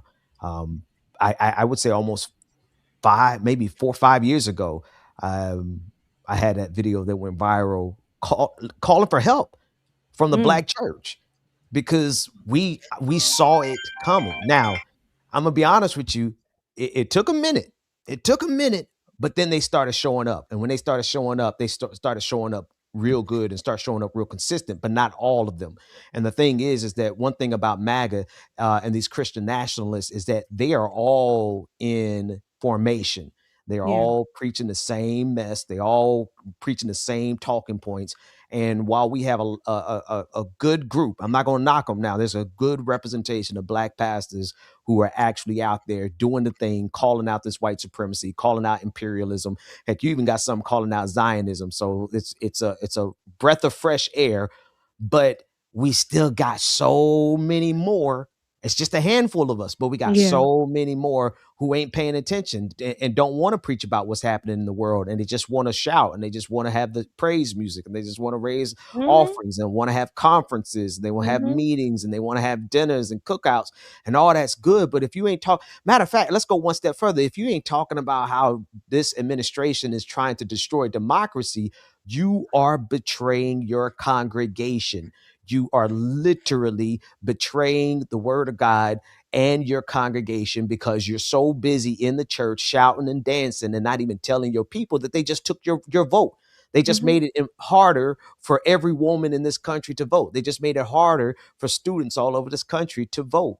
And you're not talking about it. So we got some preachers that have stepped up. Jamal is one. John Howard Wesley out of Baltimore is another one. There's just a long list of pastors who are doing great, but there are thousands of other ones that ain't said nothing yet.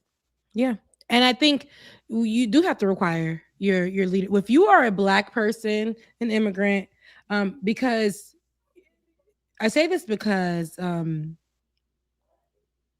During the election season, propaganda moved fast. Yes. In the immigrant community. Really fast. Especially they're going to speak to men who are very, what's the word, misogynistic and patriarchal and all that. So they're going to speak to those men first, and they're going to put it in the space. Now we can't even control it. They go to the space of with the boomers who are on the boomer immigrants who are on WhatsApp, and all they will feed them is videos about why. And I had to get my mom together about why they need to vote for Donald Trump around that time. Baby, I went home. I heard it on her radio because Haitians gonna play a radio. They're gonna have it on the TV and they're gonna be looking at it on their phone. I don't know why they done gave us a third device for them to use. But growing up in a Haitian house, you're gonna have it on the TV, you're gonna have it on the radio, and now they got it on their phones. So my mom is scrolling. I hear it. I'm in the back. I hear her scrolling. I'm like, I hear her listening to this propaganda. Then I hear it also come in a reclam, which is like a commercial, because all the Haitians got a little box that gives them Haitian television. I don't even know if it's legal, but I hear the commercial come up and it's like saying the same thing, something similar. Then a few hours later, I'm hearing on the radio. I sat my mama down. I said, no way. She's like, yeah, they're telling me that to vote for Donald Trump. Wow. But I'm not going to do it, never and never. But I had to get her together. I said, tell everybody in your phone the same thing. Because the big pastor down in South Florida who was Haitian was also feeding them, hey, as a patriarchal person, a person again, misogyny, you know how they're gonna do it. We can't have no vagina in the White House. The White House. Leaving it as a president? Absolutely not. Meanwhile, she was a whole vice president. No, we can't have her step up. We can't do none of it. We can't have it. I will say we cannot have it, no. And my mom and the little side of her that was, well, the men said, girl, don't play with me. Don't play with me. Baby, don't play with it. Don't play with it. Okay? Listen, they will literally lean on these people, and the ones that can vote, they will make sure that they vote for Donald Trump. I knew someone, probably dating him, I won't say, that went into the people booth, said he was going to vote for Kamala, all the things, and then came out. And it wasn't until a year later, not a year later, months later, that I realized you sound a little Trump-esque. And then it was so funny because his country was one of the ones on the restricted list. He served for this country, and it turns out he ain't getting the penny. He thought he was getting money, all the things. And you start to realize they do infiltrate people by giving them some kind of incentive. If you vote for me, especially the immigrants and stuff, if you vote for me, this or that, this and that, this and that. You remember the Cubans and I heard about which all of them have been deported, by the way, that I heard. In there and they're saying, I cannot believe Donald Trump deported me. I cannot believe it. Listen. What they say, Rebecca? Say it again. Say it again. Donald Trump deported me. I am no longer in this country. Listen, I've seen some folks. But quoi que Donald Trump tape fait bagay ça, l'aime-tu? Ouais que Donald Trump me dit que il tape by moon. Please stop. Why are you like this, bro? Donald fait ça vrai? Oh, Donald. Okay? We seen that. Hey, now hands on the head. Donald! Et pas Donald qui fait ça? Et pas Donald qui prend famille moins? Et pas Donald qui mène back? Oh, Jésus! Yes. I hate you so much, man. Wait. You gotta translate. Right, because what the hell? I feel like the halftime show. What did you just say? I basically said, they just be screaming and saying, is that the same Donald I voted for? It ain't Donald. Not Donald. Not the one that said he was going to extend my time. Not the one that he said he's going to protect us. Not the one that said yes, that same Donald. You should know, because every single thing that he said he was going to do, he never did it. And he kept Haitians on the tip of his tongue when it came to negativity. Stop acting like this was not already. But when you are filled with misogyny, the enemy will look for a way in, and they're going to grab onto the thing that is mutual amongst you guys. It is misogyny. It is you and that person having a penis, and that is enough for me to infiltrate you and say you cannot vote for that woman. You can't. And you know what's crazy on that part, Rebecca, is that there's so many women who also buy into that misogyny. It blows me away, but I'm finding more and more and more that a lot of times there's some women who internalize it so deeply that they can't see themselves having ever voted for a woman, and they can't see themselves like having this kind of authority. And I'm like, what do we? How do we go all the way back here? I was watching a video. If I could find it, I'll play it. But on one side, you had all of these, and I don't say this as an insult. I'm just trying to paint a picture, because, you know, I rock with them. All the blue haired, purple haired, white liberal women with tattoos. On the other side, you had all of these, you know, Pentecostal dress wearing looking black women who came from the church. And they were having debate on issues that pertain to women. And the black women's side of the equation, they were repeating every misogynistic talking point so deeply internalized, I wanted to throw my computer out the window, because I'm like, how, Sway? But it stems from exactly what you said, like, especially when you're coming from a religious background, when you find in your household and your man and your husband and your pastor are aligned with misogyny, then you, unless you're a mighty strong woman, you're going to find yourself going along with it. Absolutely. That's why I said I had to catch my mama. Girl. Well, you know, they said you cannot vote for a woman. No, girl, calm it down. You know, when the Haitians start going, you ain't got it, sis. You can't find it because it don't exist. It don't exist. So, anywho, Ben, you mentioned how a lot of that is instilled into who we are as people. Like I said, the enemy will find those little places that are not true or that are negative. And the enemy here is being Donald Trump. And that's how he went on in his campaign. He knew, if I start with anti-immigration, but if I start with, you know, the fact that Haitians are a problem in the middle of nowhere. You went to Haitians, the place where, you know, a town that Haitian grew. And of course, it's Springfield, Ohio. I mention this every opportunity I can get, and I will always do it. And JD Vance, who was also running for vice president at the time, who comes from that town, but was what was he, the mayor or something? He was a senator from Ohio. Yeah, you know, from Ohio. So he did that because it gave him a boost. And he never followed up on the story because they found Fluffy, or whatever his name was, the little cat, in the basement. And that person who let that story run with the kitten, she said she kept calling his office, and they never, mind you, this is documented. I got it in, again, on one of my Let's Be Clear, very, very, very descriptive stories on how we got here when it came to this administration and Donald Trump, because it didn't start with that. It's historically a thing here. That's why he made sure to start it. It already is in the heart of America, the anti-immigrant, but of course it's the anti-black immigrant, and of course it is the black immigrant that is hated the most, and that is the Haitian. And if we start with that, if we attack that, because Haitians here in America have been disrespected. When we talk about Guantanamo Bay, when we talk about the Haitians being on the bridge, when we talk about Haitians having AIDS, when we talk about us not being able to assimilate in a respectful manner, that's all this disinformation, misinformation, these lies that come from how America has always viewed Haitians, because one day we had audacity. That's it.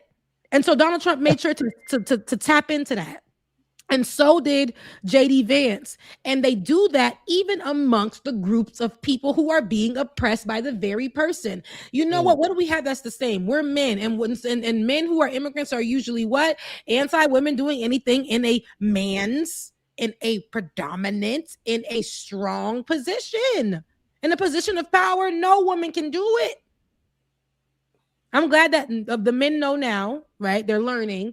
But in those countries, those are really the values that they have. I'm not gonna lie. I'm not gonna just lie for mine because I love mine. Mine, you know what I'm saying? When I see that red and blue flag, baby, you know what I'm saying? That's mine, right? But at the same time, we know we got our own issues as well. And that's one of them. And when this administration or when people who are, in power want to abuse it, and when they want to have the alliance of other folks, they will speak to those parts of them. And that's why we saw a lot of that. That's why we had I will vote for Donald Trump. That's why we had all of that. That's why we had, blacks for Trump as well. Grift, they saw what happened with Diamond and Silk. They saw there was some money there. They saw what happened with Candace Owens. They saw what was happening with the man that was dropped. I can't even remember his name, but we covered him for a good minute too. A little boxer man, I guess. I don't know. Football player. I don't remember. Herschel Walker. Yeah. Herschel Walker. All these people and all these people who actually tried to sell to us bipartisanship. You know what I'm saying? It wasn't working. It wasn't working. It wasn't. Okay. So it wasn't working. It wasn't working. So, so that's why I say, baby, choose a side, pick a side. Who is the clique that you claim so I can know what to say next? But you know what? The other part of the problem is that you look at the saturation that your mother and your father, for example, when it came to the propaganda, they were getting it on their TV. Not my daddy, but my mama. So go ahead. Okay. So your mom, right? She was getting it on the TV. She was just say, wait, let me make sure we clear. It wasn't my papa, but she was getting the propaganda on the TV, on the radio, and on her phone nonstop. And the question is like, where is the counter messaging? Right. The biggest problem that we faced then is the same one we face right now with them passing the SAVE Act. Right. Where is the messaging? Where are the dollars? Where is the infrastructure? Where's the media infrastructure for the rest of us? I don't even want to say for the Democratic Party, because at this point we know that they ain't going to do it. They ain't never done it. And they just leave us out here while MAGA is pouring billions of dollars into propaganda and media. And so everywhere you go, somebody's getting paid some money to spread that propaganda. Meanwhile, most people on our side, the messaging that's coming out from our side, look at all the people on TikTok. Look at everybody on TikTok and Instagram. They're not making money. Some of them might be making money. Anymore. They shut that down too. They shut it down most recently. The vast majority of people who are trying to help get folks free and liberated and push back against bigotry, we're all out here doing this for free. Meanwhile, MAGA is just putting billions of dollars, and that's why their message won out in 2024. Yeah. And the more you grift, though, that's it. But you got to know that when you're a black grifter, you will be thrown away. You have an expiration date. Expiration date can sound crazy, but we saw what happened with Diamond and Silk. That's right. It's the truth. Yeah. And then remember when what's his name? Clarence, is it Clarence? One of them done died, got COVID, and we ain't. Herman Cain. I-99 Herman Cain. Who is it? Herman Cain. Herman Cain. Listen, Herman Cain died, and the administration said, "Oh well." They became an owl. Yeah. Who was that? Who put you in the ground? Somebody's put it in. Imagine. Go ahead. Imagine dying for MAGA, and then they don't even remember who you are. Who? Baby, the shucking and jiving, and it gave like how you look just like when we think about what the people who stay in the Kunta Hotel, how you look just like that. Right. That was crazy. Like, you really were you born for this role? It really gave like a Django. It gave like how you really looking like it was crazy. I don't know, but when you and I, it's just really clear. And mind you, if you don't, go with the Lord in physical, you'll go with the Lord in spiritual. You will hate your life. You will find yourself fighting online for your man, and you married. Wait a minute. You gotta make that play. Hold on. Candace Owens, understand that one. Put the microphone away, baby. You get online every day and like Erica Kirk. Erica Kirk yes, she is. She really is expressing her true love, isn't she? Crashing out as a mother and a wife about another man.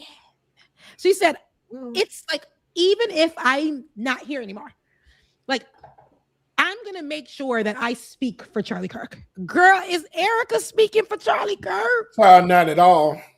And that's the reason why my good sis is on the mic for that man. And I'm like, girl, he gone. I'm so sorry. You wasn't even invited. You was outside the club. And then that is not how that lady came out. When I tell you, he been playing this video. Tell her get it out the floor. I told her get it out the door. Don't cut me down. This is crazy. When but I tell you, she did come up from the ground. But go ahead, Ben. I mean, was it? Did she? No, because I know this is AI. This is AI. I'm about to say, when you just said she came up from the ground, I'm like, wait. No, I think there was one of the ones that she came from the back or the ground. She came from her entrance to the place was very high crazy. energy. Like, but she, in other words, she, you know what? Let me stop. I ain't gonna put no conspiracy theories out here on y'all good channel. I'm just look, man, look. Come on, wait. She was, first of all, Rebecca, I'm not gonna disagree with you because what you're saying is true. But let's be real. Candace Owens got a longer relationship with Charlie Kirk. Erica did. But no, you're not disagreeing with me. But that's somebody's husband, girl. And you online crying about somebody's husband. I don't care how long the relationship was. You looking crazy. You look like her being a black woman. We don't even see your own husband. Where he at? Are you like just all this time you be on the mic about? All this time you be on the mic about this man. Ooh. Where are your children? Where is your scooter? Where is your Rebecca? I miss. You don't get. I hate you so much. It's Real Housewives of Atlanta. Because I've been saying that damn lie for the past 2 or 3 days. Where is your scooter? Oh no, man! Because seriously, Look. I think that this is, and this is no shade, but this is. I'm not trying to be on any one of their side, but I get what you're saying too, Ben. She does have a longer relationship, and of course, she wants to talk about what she knows and make sure that his legacy is kept intact or whatever the case may be. But that's girl. If you was sleep on him, we know. It's like, girl, you crying over that man. What about you up at night around 11 o'clock talking to us? Where's your husband? Listen. I think Candace realizes that she is living in the middle of the beast. She married into the beast. Let's just be real. Her husband from the UK, she married into something that's really ugly. And so for her, she's like, I'm just gonna speak my truth. Oh, her husband is from the UK? Yeah, her husband is whiter than Charlie Kirk. Let's go take a look. Yes, please. Because I thought he was I figured he couldn't have been a black man though. No, he's not black. I knew he wasn't black, but yeah, she has a white husband. She has children. That's my thing. I don't like when people, bring children into this world, and it's like Charlie Kirk and his wife, right? There are children that's seen and will never forget what happened. If it is the way that they said it was set up, whatever. But why? You're bringing these children in, they're props, and now they're a part of these innocent kids that don't know nothing. They're a part of this mess and this circus. And lady, can you go and give the time that you're giving online? But I know it's paying her. It's paying her money that she's not getting anymore from what she used to do. So the more she talks about Charlie Kirk and crashes out about him and allows people to put the rhetoric out that is her man, that was her man. Even the video, the montage that she did with him. Like, why was he all up in the neck? It's giving scandal. It's giving Shonda Rhimes. Yes, it was. And I'm just like, so I want her to stand. I want her to stand up and walk away from this while she can. But I don't think. I think that, like I said, the relationship is more deeper. But you're messing with a woman that has become triple times as powerful as she was just being the wife of Charlie Kirk. I got to disagree with you. I got to disagree with you now because Erica Kirk ain't nobody.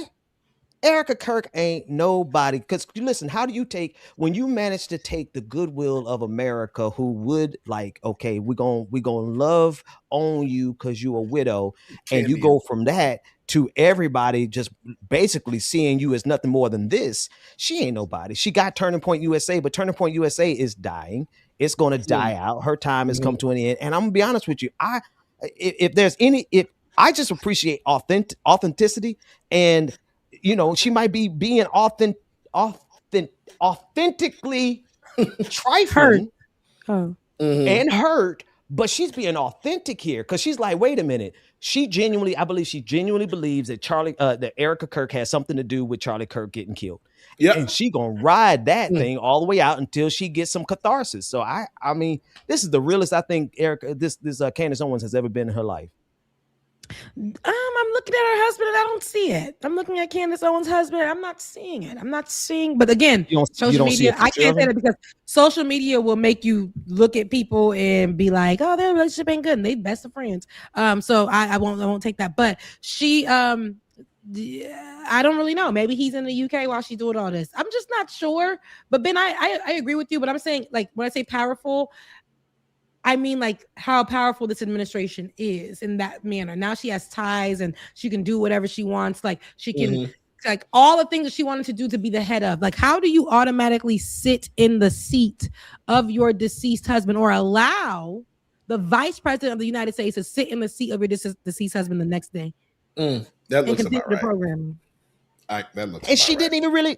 How long was she married to? She knew Charlie Kirk every bit of 5 years, maybe total. Somebody do the math on the internet. Like they got married. And don't get me wrong. Like I met my wife and I married her after 6 months, but that's different because we've been together 15, 16 years now. Wow! But she didn't really know. Right? Yeah. She didn't really know Charlie Kirk and all the stuff that's coming out about her and how she was a part of Donald Trump's cabal. She was assigned to Charlie Kirk. Like the way her behavior. Let me put up the right person because I don't want people to think I'm talking about Candace, even though I ain't got no love for Candace. Yeah, I am enjoying. I'm enjoying seeing her tear their world apart.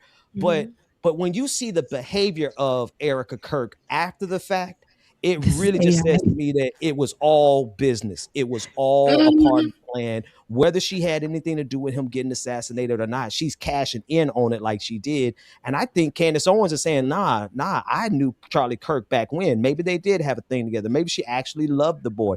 And she's saying, nah, you ain't gonna go out like this. And you gotta hear the clip where she clowned the halftime show. That's what I gotta hear. When you get a chance, she read them for filth and put all their business out there. So either way it go, I'm enjoying the shot in Florida. Okay. No, I know you have to leave, Bubba. Yeah. Yeah. But I love y'all. I appreciate it. This is a good show. I love being here with you guys. I want to be here longer, but I need to go take care of some things. Go ahead. We got a couple more minutes. I wanted to love you, mean it. All right, bro. Go ahead and since we were talking about relationships, because kind of we're talking about relationships, it's Valentine's Day. You know, Candace her stuff is blowing up, our relationships as Black people with the church. But I want to go back to Pam Bondi, the Epstein files. It's come out. A lot of people, the victims, have spoken. There was somebody I went to school with.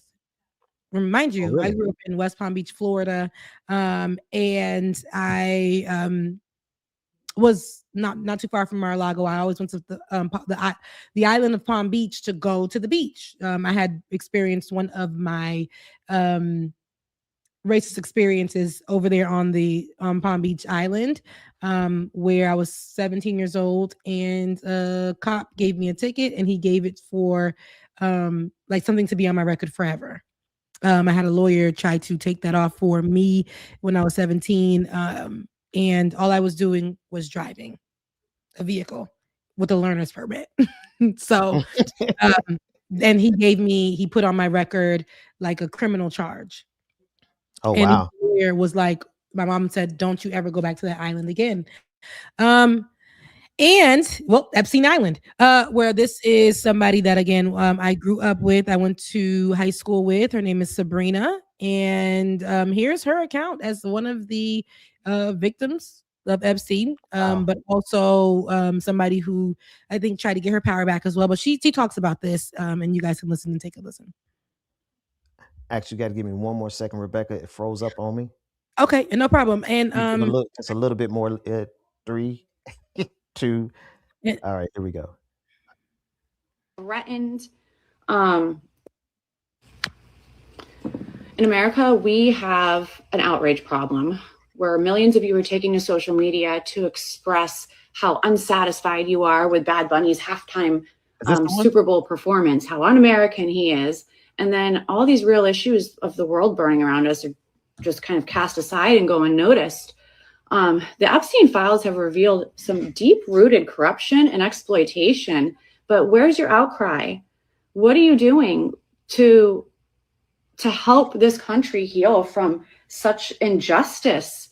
It's going to take a lot more than just running to social media and making a post. You're going to have to make those phone calls to the DOJ, make the phone calls to Congress. It's not hard. You spent more time on that post about Bad Bunny than you do for something that one day, if it was your child being molested and raped and sex trafficked, this is making it okay. If silence is only perpetuating more silence, it's only showing that the victims, like, where we spoke out, and for what? To continue to be re-traumatized and exploited and judged and criticized and threatened. This is more than a freaking Super Bowl performance. There needs to be more done, and it's not going to happen alone. It's not going to happen with all of us standing together, united as victims. There needs to be a public outcry, and it needs to be consistent. It can't just be washed over with a Super Bowl performance and any of the other distractions that they're about to throw at us, because it's coming and it's going to happen. Please, please, please, if you want to do something meaningful, channel all of that frustration with the world into something that you can actually do something about, something that's going to affect our children. So she said 22 years ago, I was molested by Epstein. Next time around, I robbed him. At that time, it was the only way I could reclaim a sense of control of that situation. Yes, I was in the files, and no, they did not redact my name. They have since taken it down to God knows what else. But this is methodical. This was the plan. 22 years later, now everyone knows the truth, but you're complaining about Bad Bunny. Fight injustice and corruption in our government, not one another, about a Super Bowl halftime show. So that's basically what she was doing. She put the number of the DOJ on there and to call it and to demand accountability. And she said the victims bore the burden of the proof, the scrutiny, the judgment, the threats, the fear. Please let it amount to something. Don't let meaningless distractions like the halftime show, like she said in this. But this is somebody I went to school with, y'all. I was a freshman at the time, or a sophomore, and she was a senior, I want to say. But this is somebody I went to school with, and so she wasn't my friend, but she's somebody I went to school with. So knowing that, how connected, and we were young. Epstein has always been old. Donald Trump has been old my whole entire damn life. And and I went to school around white kids who were well off, and not knowing where their children were going or where their parents were doing or what their parents were bringing their children around in these moments where, all of that, this is what's happening. And for her name to have been out there, and all of this kind of stuff and information to be out there, imagine the ones that didn't want their names out there, who don't have to have this kind of confidence or power to take back, or didn't get the opportunity to take their confidence back, or the ones who didn't make it, the ones who did not make it to tell their stories. And this administration decided to protect the names of Donald Trump's and friends, but to put the names of the victims out. Yeah. Rebecca, I've been getting the news secondhand. I haven't been going to the actual DOJ and reading the files myself, because there's 3 million of them. But just the stuff that has been reported on, and the stuff that's been brought out, the pictures and the videos and the audio. There was one particular audio of a child who was screaming at the top of their lungs, "I'm just a kid. I'm just a kid." Yeah. I don't know that we are emotionally prepared for the type of evil that we're really dealing with. But we're going to have to be. And if we don't like absorb this outrage and it's okay, you know what? It's one of these things we almost have to allow ourselves, those of us who are strong enough, allow ourselves to feel the trauma and act on it and act accordingly. Because if we don't, then this moment is going to pass, and the men who are still free to this day, who's been arrested. Ghislaine Maxwell is the only person in jail for any of this, and she could go to hell as far as I'm concerned. Like they Is need that to how you pronounce her name? Because I've been saying Ghislaine because that's a Haitian name. it's all kind of. I've heard 3 different pronunciations, so I honestly don't know. But Maxwell, that heifer, she deserves to be under. She deserves to be under the jail. But it's crazy that she's the only person who's been arrested and charged and found guilty and sent to prison. Meanwhile, the men who actually did, and we know the names of all the men, 6 million documents. They got the names. They've been doing investigation for years. And what this shows us, and this is the scariest part about this, is that these men, one, they knew that Jeffrey Epstein was getting compromised information, blackmail information on them. They knew, right? You can see the picture of Prince Andrew as he was laying on top of that little girl. Oof. And he's looking dead at the camera. He's looking dead at the camera. Because the documentation is the point, like the power. The abuse of the power. That's why you see that with Diddy as well, on a smaller level, but a huge level. You hear all of these stories, but these people are empowered. They got money. They want to assert themselves in different communities and do these things. I think that the extremities are what they want to show. And touching children and getting away with it. And the little Peter girl, Thomas Roth, go ahead, Ben. Sorry. The little girl who, well, this is my, and I'll give it right back to you, right? Like if you realize that these men are right now experiencing how powerful they really are. That's the thing. Like while all of us in the streets are outraged and screaming, they're still protected. Like even after he's dead and gone, Epstein, his power to protect these men is still on display. Yeah. Like literally, like there's nobody, not the Department of Justice, and forget about Donald Trump's administrations, because we know they are protecting Donald Trump. But even the last administration and the administration before that, and the administration, this goes all the way back to George W. Bush, right? You're talking about 2006, 2007, right? Like these men have been protected for 30 something years around this stuff, and they're still being protected today. So the real question is where is the real power? And unfortunately, they're experiencing and seeing that they have this much power. They got away with it, and they're still getting away with it, even though their names are in these documents. And the government got the names, and the Congress people got the names, but not a thing has been done about it. That's crazy. And it's meant to be that way. Donald Trump, who is a felon of a president, felon period. And this is outside of the Epstein files. He has so many different charges against him. He's been accused of other things. People have young kids, and at the time when they were young, people have, said that they've touched him, or they've touched him by force, but he has touched them in their younger ages. In the files, I believe that there's things that mention what he's done with the children, mention abortions, mention emails going back and forth. That was one thing I did not get. Come on. You literally are emailing. And again, this is another assertion of power. This is how they right. Like you just are hiding in plain sight. You think that you're never going to get caught. You are emailing every single person. Detailed. Detailed. It's all there. And you save these documents. They're all available. So that's the thing. And maybe I don't know. I think Americans are afraid of letting that switch finally switch in our brains, because everybody knows that there's a switch in every one of our brains where we go from being normal to we go to picking up bats and pitchforks and knives and everything else, and we go meet them where they are and really protect our family.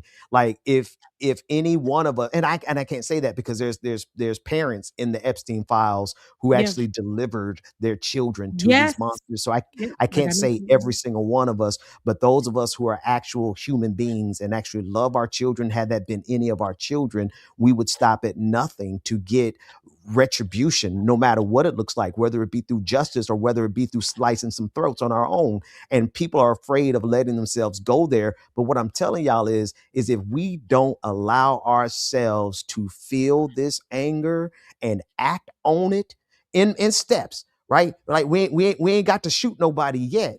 But what I'm saying is if we don't do everything else that we possibly can short of homicide, these fools are going to get even stronger. Yeah. No, they already are in their lift. They're utilizing every single power that they've received, every single damn infinity stone that they're getting or they're hiding under. They are making sure that is, I'm telling you, I don't feel like any of them are sweating. Donald Trump wakes up every day and the Epstein files could be the least of his worries, because he knows that you got Pam Bondi who's going to just sit here and be like, you're talking about the president of the United States of America. And they're like, yes, here's his name. Here's what he said. Here's what he did. Like the president. You're saying the president did. You're saying that's the, and it's like right here he said, and not this is not alleged. This is proof. These are part of the files that were redacted. This is all of those things. This is Donald Trump is in them. Now, like I was saying, I have some products, and you wouldn't think about that. But one face wash that's good to my skin, as you can see. But this is also like Haiti, being Haitian. Peter Thomas Roth, would never think of the name. I never used this product until I started working at that retail store I was saying about, and they gave us a big bag of goodies, and this was one of them. And I only remember the name because I'm like, who is Peter Thomas Roth? I don't know, but why is this product so expensive? Think I ain't buy it. They gave it for free. And random, but he was one of the people in the files. He put out a statement, Peter Thomas Roth, and said, oh, disgusting. I didn't want to believe what I heard. I stuck up for him. All these things. And now I have to remove myself from Epstein and the people that are associated with it. And sorry to the victims. Mind you, somebody put underneath it an email that said, yeah, I'm going to get Peter to come talk to the girls and like show them some facial products, because it was literally like an assembly line of people. You got like to groom these girls. And Peter Thomas Roth, who is a skincare professional, was being invited into the conversation to show the girls products. So I done threw that face wash away. It was good, but I threw it away. Because you wouldn't even know that the products you probably using, that's how much money these people have. They probably invested in or spoke with or pushed or whatever. All these people that we see that probably have high positions who probably wouldn't have got there without these people in power. They used them. These people were a part of Epstein's Island and things like that. He got people, okay, the girls gonna learn how to do their makeup. The girls gonna learn how to, wash themselves. The girls gonna learn how to talk, walk, do all this, because we're gonna have this person come in. We can have this person come in. And the people that are associated with them be like, hey, yo, back in the day, Epstein used to have craziest parties like they're doing for Diddy. Not knowing, hey, there's gonna be a documentary on this. And you gonna be in it saying, Diddy used to have the craziest parties. And it was children at them parties. Children. And so here's the thing, like I'm getting ready to say something that's crazy. The raping of the children wasn't even the craziest part of the Epstein files. Crazy. They were killing. They were sacrificing. They were cannibalizing. This dude got how many gallons, thousands of hundreds of gallons of sulfuric acid. Sulfuric acid, the one thing that can melt the entire human body. Epstein bought industrial site. He got a whole tanker truck full of sulfuric acid. It's crazy that I have to say that the raping of children was not the craziest things that these demons were doing. And I'm gonna be honest with you, y'all. Like, I'm feeling like this man in the airport. And I know everybody's like, we're all are on that edge and we don't really know what to do or how do we, but if we don't do something, they get even stronger. And it just, really put it in perspective. We are living in a hell where predator pedophiles who eat children have imprisoned all of us across this globe to serve them financially as economic slaves. And it's almost like we feel like there's nothing we can do about it. I'm gonna be honest with you. When you really put it in the context of what's actually going on, it's like, well, why would we even care? Why would we care about just trying to act and live normally in a society that is this evil? Play that video though. I didn't get a chance to see this, but I just watching the energy in it, and this is the day the Epstein files have been reported, and they're at the airport. Let's take a listen. Epstein files have been released. All of y'all are acting fucking normal. Epstein files have been released, and all of y'all are acting normal. All of y'all are acting normal. They can laugh, but y'all can Google it. They can laugh, but y'all can Google it. The Epstein files have been released, and all of y'all are acting normal. All of y'all are acting normal. It really constipated. That man done lost his goddamn mind. Airport is acting normal. Everybody's calling. No, you shut the fuck up. Wait, don't say nothing. Because the Epstein files, what I'm reading, and everybody in this room can read. If you go to Google right now, everybody in this room can read. They are eating babies. They are trafficking children. And if you think for a second any fucking thing in your life matters, you are on the fucking wrong side of history. You are on the fucking wrong side of history. It don't matter about the flight. It don't matter about who in this fucking airport. It don't matter about this nigga walking past me right now. I don't.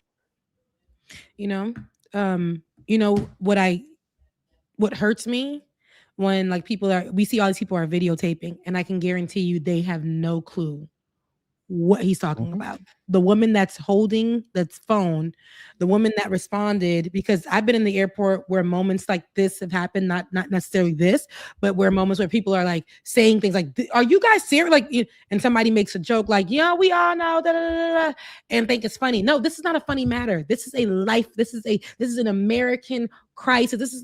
This situation happened, and you guys are not outraged that this monster did what he did. Are you guys gonna wait for Netflix to drop a movie, a documentary, for them to romanticize the murderer that Epstein is, or the disgusting person that Epstein is, before you guys say something? Is that what you're gonna do? Because we are in the active moment of finding out this information, and y'all want to act like and then he knows he doesn't have his phone out.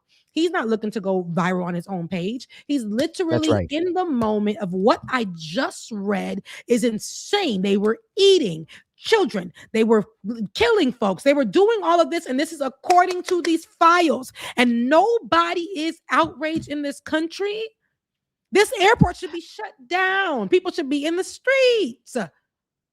That's right. And of course, right. no, this is content for my page. This crazy man in the airport who was outraged for no damn reason. And they talk about, we need to call security. We need to call security. No, y'all need to listen to the man. Y'all need to listen to the man because that is the appropriate response. That when you discover that your literal planet, your nation, your bosses, let's just be real, because everybody works for a subsidiary of at least maybe about 12 companies that run everything in this nation. Most of our jobs can be traced back to about 12 corporations, and every one of those corporations has somebody connected to this pedophile ring. You are making money and paying taxes to people who are using that wealth to run a global pedophile ring for the last 3-4 decades. And we just go along like everything is, we just go to the Super Bowl. We just watch the Super Bowl. We just watch it. And I understand most people are in this conundrum. Well, what do we do? First thing I think everyone needs to do is kind of deal with the fact that it's not supposed to be normal. You should not seek normalcy in this country anymore. You should not seek to be like, oh, if you go to a now brunch, we go concert, right? You going out like things are normal. The first thing you got to do is stop and tell yourself it is not normal, and I cannot participate in this system at this level. I'm not telling you got to go out and Luigi Maggione somebody, but I'm saying you got to stop going on your day to day like everything is peachy keen and honky dory, because it's not, because we are literally living in hell and we're paying taxes to the demons. Nobody cares. They walking around. Let me just get on my next flight. Let me just do whatever. And I can understand the outrage. But again, I haven't been working or trying to hold on to the job. And these moments, I've seen tidbits, but I have not gone through the files. And just knowing that I've been shut out to the world or to what's been going on, and coming here in seeing what's going on, or hearing what's going on and watching his reaction. Now let's go ahead and talk about his reaction, Pam Bondi's reaction. This man is literally telling you guys should care. Pam Bondi is telling you guys, but it's Donald Trump. The Dow was 550,000. The Dow. Ain't that crazy? Why? What? For what? You got more clips about her? Because I want to run one more story before we get out of here. But you got more clips on as it relates to her? I'd have to find some more if you want some more. I just put her up there because you mentioned her, but we can move to the next one. Okay, because I actually wanted to go to the next story that I wanted to discuss. And that, hold on, let me send this. My niece sent me Happy Valentine's Day because that's the only people who love me in the world. Go ahead. Let me write her back. The one? That's what. Oh, actually, yeah, that's the story I wanted to go over.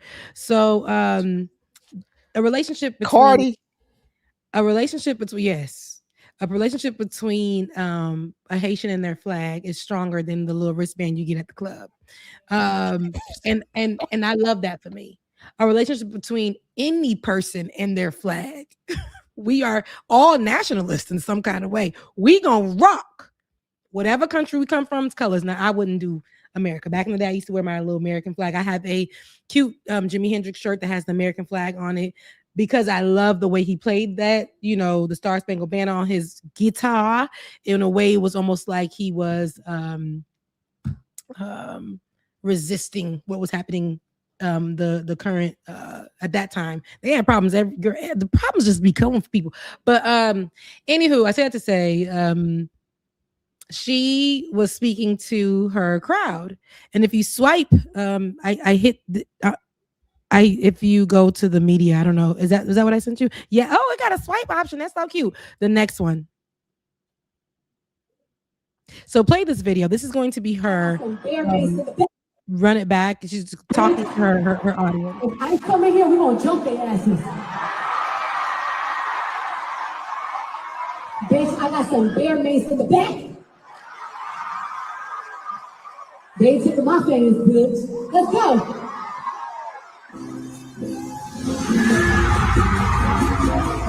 So here she says, if ICE comes into the room, we're going to jump them. She got Mace in the back, right?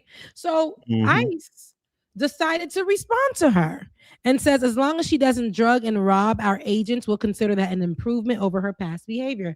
As you know, Cardi B has discussed that she's come from a mighty long way. She come from a mighty long way. She came a mighty long way. And so she responds to them in the next, I think it's the latest. Well, she responds to them and said they need to be worried about what they got going on and the Epstein files and all that other stuff instead of responding to her and what she's saying about ICE. And that's why I'm like, this administration is a joke. It's, to me, it's reminiscent of Pam Bondi yelling, but Donald Trump is literally. You saying that you responding to Cardi B is ridiculous when Epstein files just came out and y'all officers is killing folks left and right. What? Hello. I just feel like I don't know. I don't know where this country is going, but when this administration, they're going rogue. You got people ain't answering nobody else's calls about their children dying at the hands of ICE and Donald Trump, and because it's Donald Trump in some kind of way, all the stuff, but y'all sitting here and responding to Cardi B saying, if ICE comes, we gonna jump them. Oh, here she goes. She said, if we talking drugs, let's talk about Epstein and friends drugging underage girls to rape them. Why I don't want to talk about the Epstein files? That's what Cardi said, and I can 100% agree. Why y'all don't want to talk look at about this ratio though? I know this is a small thing, but look at the 693,000 likes to their little 191. Don't get me wrong, 191,000 is a lot, but they messed around and messed with the wrong person, and they shut up after that. They ain't say nothing else after that. Yep, not a thing. Yeah, and this is why I believe we have to combat the same way, like, you know, Cardi B may not speak politics no more because everybody don't want her to talk about politics and things of that sort, but to me that's a political stance. You want your pastor to be able to do the same thing. What clique do you claim? Because I want to know if I'm going to Tupac you by saying F you in the clique you claim. I don't know where I'm gonna be on that spectrum. But we know Cardi is the one saying, yeah, come over here. She has a part in the set where she has all the Haitian flags. It's always gonna be my flag. But she has all the flags come out. It's kind of like what we saw at the Super Bowl in her tour. And that's a moment where she said, you know, if ICE comes into the room, and she's speaking to her audience because you got a lot of people who don't want to go out as immigrants or immigrant adjacent folks, because they're afraid that ICE will shut down any event, come into the room, get them, do whatever. So we know where she stands. We know where Kalani stands. We know where Shabuzi stands. We know where do you stand? We know where Nicki Minaj stands. Exactly. Very clear. We know where Nicki Minaj. We know where Snoop Dogg stands. Nelly. They get in the check. They go where the money reside. Where the money reside, where the money reside. And see that's the problem. And that's something that all of us poor people down here, working class folks, that's something we need to divorce ourselves. See, we ain't getting money like they getting it, right? That's their goal, but they make that our goal. A lot of us down here, we put up with this system. We think we're going to get ahead in this system. We think we're going to get a bag in this system. We think we're going to be successful in the system. And meanwhile, the price you got to pay to be successful is to literally sell yourself to a cabal of pedophiles and cannibals who eat your children and dissolve their bodies with sulfuric acid. That's what that's who Nicki Minaj has just aligned herself with. And she's proud of that. That is scary. The fact that we're talking about this, and it's like somebody said in the chat, why isn't it a news story that y'all saying that we was eating the cats and eating the dogs, they was eating the children. Well, have you seen? Really think about it. Anybody who watches like local news or any, have you really seen coverage of the files? Like talking about like for real though, like it at the hasn't level been. that you. It hasn't been. There hasn't been headline news. There hasn't been breaking major stories. It hasn't been panels of conversations about what was in the files. Even the Pam Bondi moments are only going viral for the moments that, because our brains are tricked to grab the pieces of these stories, not the fact that he was eating kids and unaliving them in a or removing the evidence or what, torturing them, whatever. Not that he was doing any of those things, but this funny moment of, and while it is agreeably necessary to show Pam Bondi crashing out, who is covering the pieces of what's in them files and making those parts go viral? That's why that man was in that airport doing what he was doing and screaming the way he was screaming, because it cannot only be a soundbite. How do we explain this to where are the parents of these kids who, what are we talking about here? Mm-hmm. See, and the most addictive and deadly drug is the sense of normalcy. People will ignore anything just so that they can feel normal. And we are collectively as a nation. Some of us are trying, a lot of folks are trying to put their energy into this. They're trying to put their thoughts into this. There's people, but it's not in the people with the power to actually do something about it. It's independent media. It's independent researchers. It's random TikTokers and Instagrammers and YouTubers who are throwing everything that they have into trying to wake up the consciousness of the American people around this matter. But when you're dealing and fighting against the opiate that is normalcy, because people want to they want to feel like life is normal because everything else is too scary.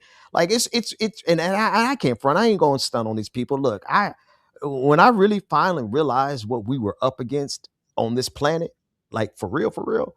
Oh yeah, you saw me crash out, Rebecca. I had to take a whole couple of years off and just sit. All of us. Just yeah, but think. I saw. Yeah. Yeah, because it's overwhelming, and I get it, but you got to start somewhere, because otherwise you will be going through this life clocking in and clocking out, watching TV, watching the Super Bowl, watching Real Housewives of whatever city is next, and the meanwhile you're supporting and propping up a system that would rape, torture, and dissolve your children after eating their bodies. Mm-hmm. Go like. How do you break down this type of conversation, or you break down what was in those files, and you still say you want to support the president? How do you do that? How do you find yourself in those files in a photographic manner, where you're caught on candid camera and you say, I was young? And I'm not talking about the children. I'm talking about men in their 20s, their 30s who were going to these parties. How and it's the last, this is the thing that people have to kind of register. I need folks to link what's going on in Gaza, what's going on in the Sudan, what's going on in the Congo, what's going on in Yemen, in Haiti, what's going on in Haiti, what's going on with the Epstein files. You have to link those things. You know, it's the fact that we don't feel anymore. We're not moved by the images. We've absorbed the horrors, and that is allowing the same people who are all connected, all of them. There's not a power institution. The CIA was involved, MI6 was involved, all of the intelligence agencies were involved, Mossad from Israel definitely involved, the IDF involved, like every part, Russia involved.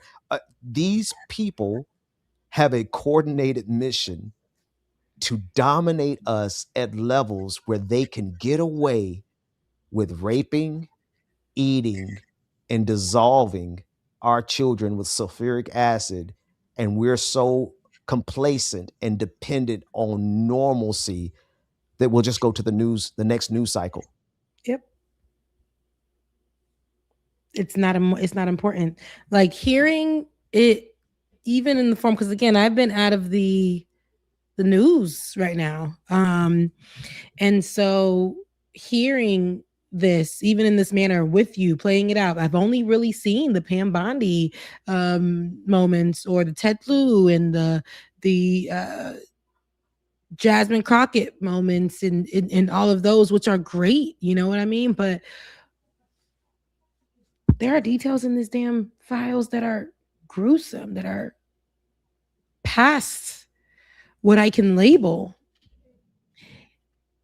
And we aren't talking about that. So now, even right now, in the moment, putting into perspective, my former classmate, schoolmate, and that's what she's talking about. What you said, y'all, this is bigger. This is literally bigger. Y'all, those files came out. My name was in it. And so what? Did y'all read them?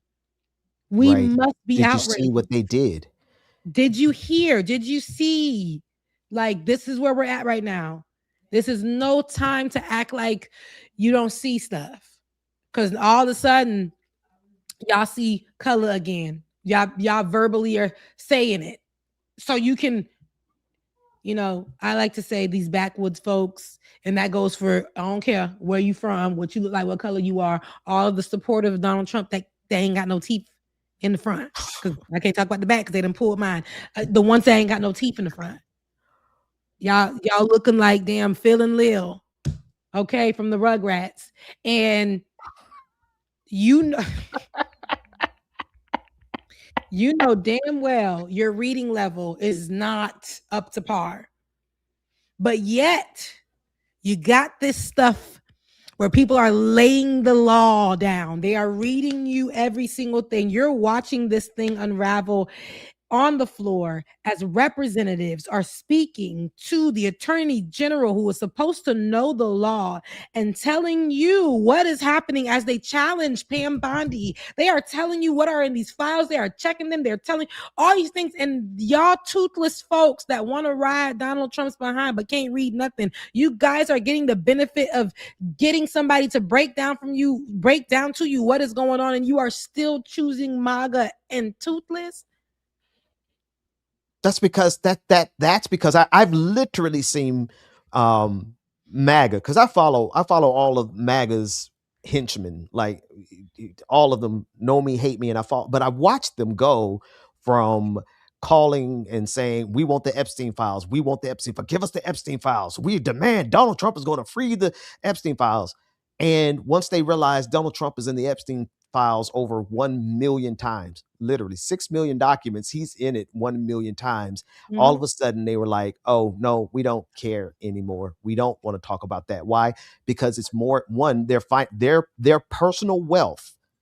People like Matt Walsh, Ben Shapiro, Derek Evans, Benny Johnson, all of the MAGA misinformation machine, their personal wealth is tied to protecting Donald Trump no matter what. And so there they are, indoctrinating, propagandizing their audience to not care. It doesn't matter that they spent the last 3 years talking about release the files. And then when the files are released, they're like, oh, no, we didn't mean those files. That doesn't matter. They just switched gears and say, look the other way. And I feel like at some point, somebody on their side is going to snap. Somebody on their side is going to snap first, because the hypocrisy is kind of like, it's got to be somebody. And I'm not advocating for it, obviously, but it's too much. And we really are testing to see whether or not these people have an ounce, a sliver of integrity. Did you actually care when you said that you wanted to go after the pedophiles or not? Did you actually care when you said that? Because if you didn't, then you got to look in the mirror and realize that you are okay with pedophilia. You are okay with child rape. You are okay with sex trafficking children. You're okay with cannibalizing children. You're okay with murdering children just so that some old geezer can cop a feel and bust a nut. Like, what are we doing in this world? What are you doing in this world? Listen, people are preaching in my comment section. Prairie Fire just said, we have been, and this goes to your point, Ben, we have been told these horrors that you were mentioning in the other countries are something that happens over there and not here. We are safe here. People are traumatized seeing the empire come home to dominate us. That's literally kind of like, we're told that in Haiti, those type of things happen. There's rape, there's murder, there's this, there's that. We're told that in all these countries that this is what's happening as they infiltrate, right? And destabilize our countries. Meanwhile, over here, they are doing the very things. And they at times go over there, rent a little space in those countries and do it there. Don said, Don said, you touched on the worst part of it all, and it's that the denialism of the comfortability. Come on, sis, numb, and until they start getting some of themselves, She said, you touched on the worst part of it all, and that is the nihilism of the comfortably numb. And until they start getting some of this themselves and we hit a threshold, it's going to continue being bad. Dang, that's right.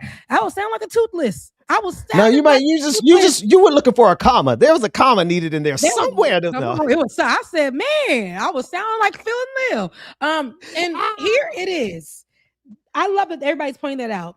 They do have this idea, and I think we need to really stay right there for a second. As ChatGPT would tell the folks,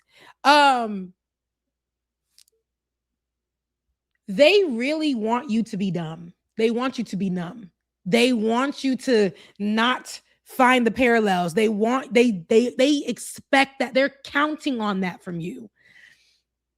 And it's so much easier to just fall in line with that, because what happens is we're going to have the Pam Bondies do what they're doing. Is anything going to come of it? It should. Maybe after Donald Trump is croaked out. Mm-hmm. Donald Trump is going to get up and get on Truth Social if he has not already. And it's not going to be about the Epstein files. It's going to be about somebody who mentioned his name, because this is what people who abuse power or who are power hungry and get mad because God didn't bless and endow them in places. And no matter how much money they got, they want to feel like they are king of everybody. Even if they are allegedly not a part of the LGBTQIA plus community, they will bend somebody over just because this is the same buck breaking. Also, this is the same thing that they've been. Mm-hmm. This is what they do in abusing their power and using it for wrong. Donald Trump is probably on his Truth Social right now, knowing that you don't give a damn. You don't want to read. You don't know how to read. You do not care about what's happening. You are comfortably numb in your MAGA, in your whiteness, in your money, in your side of the world that does not have these issues, right? Until it's Minneapolis, right? You are so okay with that. And Donald Trump is just going to get on social media and say, I don't like the way that person who died, daddy said they didn't like me. Mm-hmm. Mm-hmm. Yeah. Epstein files came out and DHS said, we gonna reply back. They're gonna use their account, reply back. I'm gonna repost and quote it. The Department of Homeland Security ain't securing none of them borders that ain't never been built. The wall got onto social media to quote, repost a video of Cardi B. And that is what the MAGA supporters will get out of their comfortable chairs, will get out of their cars, will get online and begin to talk about. Not what was in this Epstein report, and they're counting on it. Now, that is the MAGA people. The black people who don't give a damn about what's going on, who don't care because they do got to go to work and feed their kids and whatever. And that's just what white people do. No, it was names in there that wasn't only white. It was a lot of people in there. But the abuse of power definitely had everything to do, like you said, Ben, with the type of folks. They were abusing so many different type of people. So imagine if in a country they do not even like gays, allegedly. Black folks, the Black Caribbean folks, Hispanics, they don't care about them. You can bet your bottom dollar their countries were being destabilized by people that Epstein and them were funding. Period. By Bill Clinton and them in the files. The entirety of what we're experiencing right now. See, and I'm glad you said that because Black folk, if one of your influencers that you listen to is telling you to stay out of it, they're an op. Because at this point in world history, if you look at what's going on and you think that you could sit on the sideline, they are making you docile enough for them to be able to get away with anything on you. It is time for everybody to step up, stand up, and go out here and fight. It's not all this, we getting a rest, we getting a nap, we doing the nap ministry. Okay, y'all got y'all rest, but we're dealing with a global pedophile ring of people who are not only raping children, but they are destroying democracy. And they are the reason you have to work 3 jobs. They are the reason you're paying taxes to them.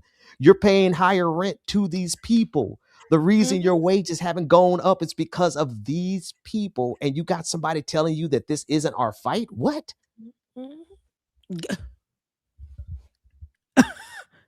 Baby, they posting that places like it's a Bible verse, and I'm just like, oh, please, blasphemy, get it away. Because at the end of the day, I think even right now, how we're having this conversation, I haven't been on social media, and I told you the first thing I'm seeing is not about what was in those files in this capacity. It's not, because people are choosing not to learn about it. And that's why victims are saying, yeah, my name was in it, but the outrage should be what was happening to the people. That should be the outrage. Why isn't it headline news? Is it not important? Is it not gruesome? Is it not newsworthy? Is it not timely? Is it not? All of this meets a newsworthy story. And they are choosing not to make it breaking. They are choosing not to have the panels. They are choosing not have not to have the experts that actually read through each files, because they online, to be at those tables and break it down as the experts of conversation as they are having the nuanced conversations. They're choosing not to. What they are going to do is get people on or in these seats or in these conversations to say something hot and spicy about this administration and let that be it, because it will be a day where people won't give a damn about it until 20 years from now. Like I said, Netflix is going to say Epstein Island drama coming soon. Right. And then we'll be consuming it as entertainment. But here's the thing. Here's the other thing, folks. Do you think they are not doing this currently right now? Are we looking at the sex trafficking as a thing in the past? Because I'm gonna tell you the honest truth. Like if you travel at all, and I'm serious, like if you travel at all, if you stay at hotels ever at all, I know you've seen sex trafficking. It may not be the Epstein level of sex trafficking, but it flows from the head. We if you think for a second that this is not currently going on, especially when the powerful men on the planet see that nobody's being held accountable, you think they are more afraid, or do you think that they are more emboldened? And the less reaction that we have, if we manage to stay calm, and maybe Rebecca, maybe this is the thing, maybe people don't know how to be simultaneously enraged and calm enough to function. I get it. We can't all crash out like homeboy in the airport. All right. Mm-hmm. We can't all crash out all the time, but you better have some crash out ability. You better have some crash out ability in you somewhere, and you better reserve. Because what do you do? See, this is how people run up in your house, and you don't have the mindset to snap instantly. People come and try to mess with you, and you got to think for a second. Oh, am I going to fight back? You gotta be able to snap on instantly in these kind of moments, but folks are afraid of that kind of energy. People, I think people are afraid of whether or not they can control themselves when they are out, like genuinely outraged. I'm so tired of the fake outrage. Let me shift real quick. The fake outrage where people learn how to shout and they know how to look angry and they get in front of a camera and they do it and then they clip it and they post it and they were outraged. Nah, this is a different kind of thing. This is the kind of thing where outrage should carry you to the House, the Congress, the House of Representatives, to your state houses. This should carry some of us to Mar-a-Lago. I'm going to tell you another outrage I'm feeling is some of us need to run up on these ICE facilities. Like all these ICE warehouses that they're buying up around here. I ain't telling you go out there and do anything illegal, but you got to be mad enough to at least pull up.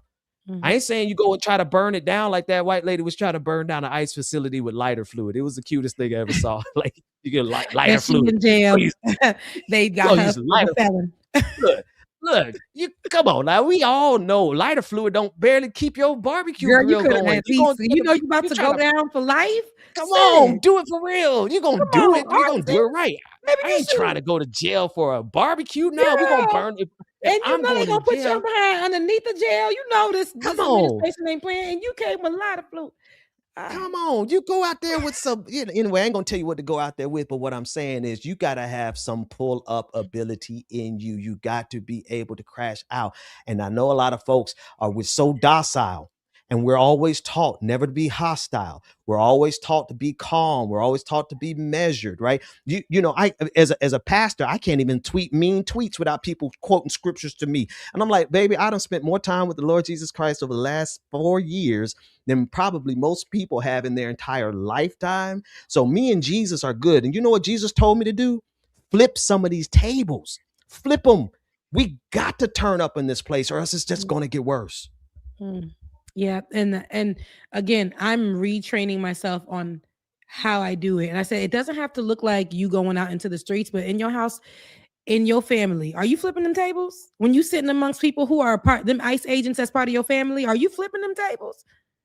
You know how them kids was calling out their parents a while back on social media? The Generation Z was just out there doing crazy stuff, but they was online like, here's my dad who just cheated on my mom and wants to come and tell me to go to my room. You need to be like, here is my cousin. Okay? Domingo Suarez. Yeah. He is an ICE agent in the district of. Yeah. Put him out. But put them on blast. That's flipping tables. If you could do it in your household, do it up the street, you might have to send an email or two at the job. You know what I'm saying? You might have to be in that meeting while they saying little things like, they're doing a lot over there in Minneapolis, and I'm so glad I'm not a part of that. Flip the damn table. Take it to HR and flip that baby. Make sure they don't show up in the next meeting because they was a let go. Flip the tables. If you got somebody in your family that's working for ICE, we need to know about it. They should never be comfortable the rest of their life. They should be humiliated. That's the bare minimum. Listen, one thing we good at in America, especially those of us who are woke, we good at canceling people, right? All right, then at a minimum, can we get back into the cancellation season? Can we put these people on blast? I need some hackers to actually do their thing and get all the unredacted files, drop the whole thing.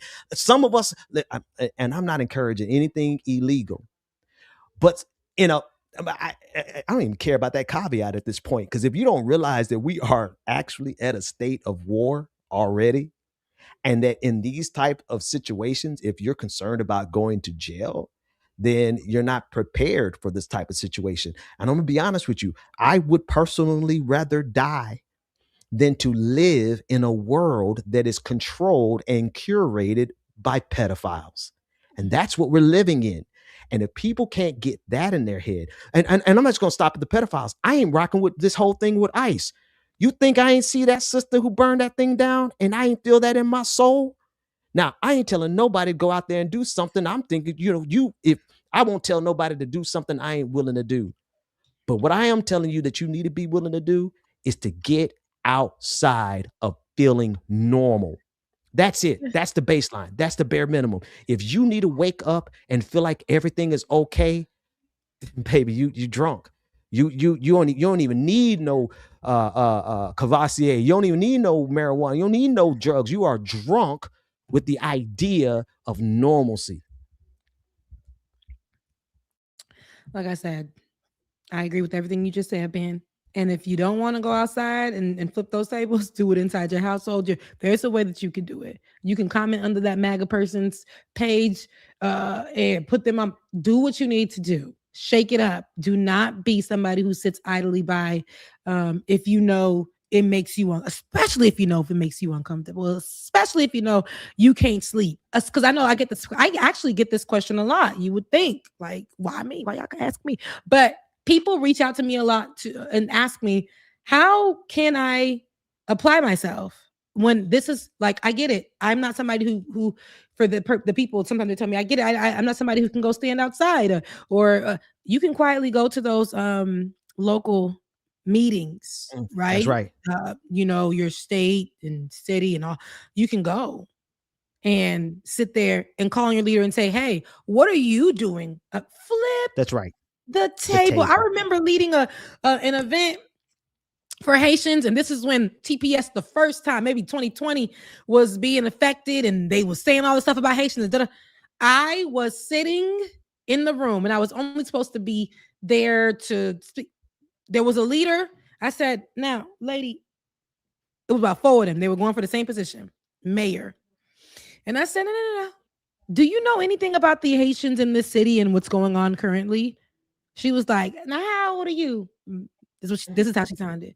And I said, does that matter? I'm asking about, do you know, because you're saying you want to really apply yourself in this city. Do you know about the Haitians in this city and what's going on as you're here at this Haitian restaurant speaking to immigrants about a recent immigrant issue?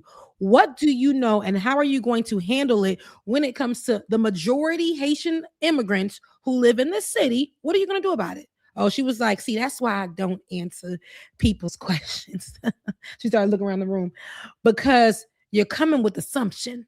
And when you come with assumption, you can't get an answer from me. And she tried to move on. And I said, hey, I'm actually a journalist and I'm actually hosting this event.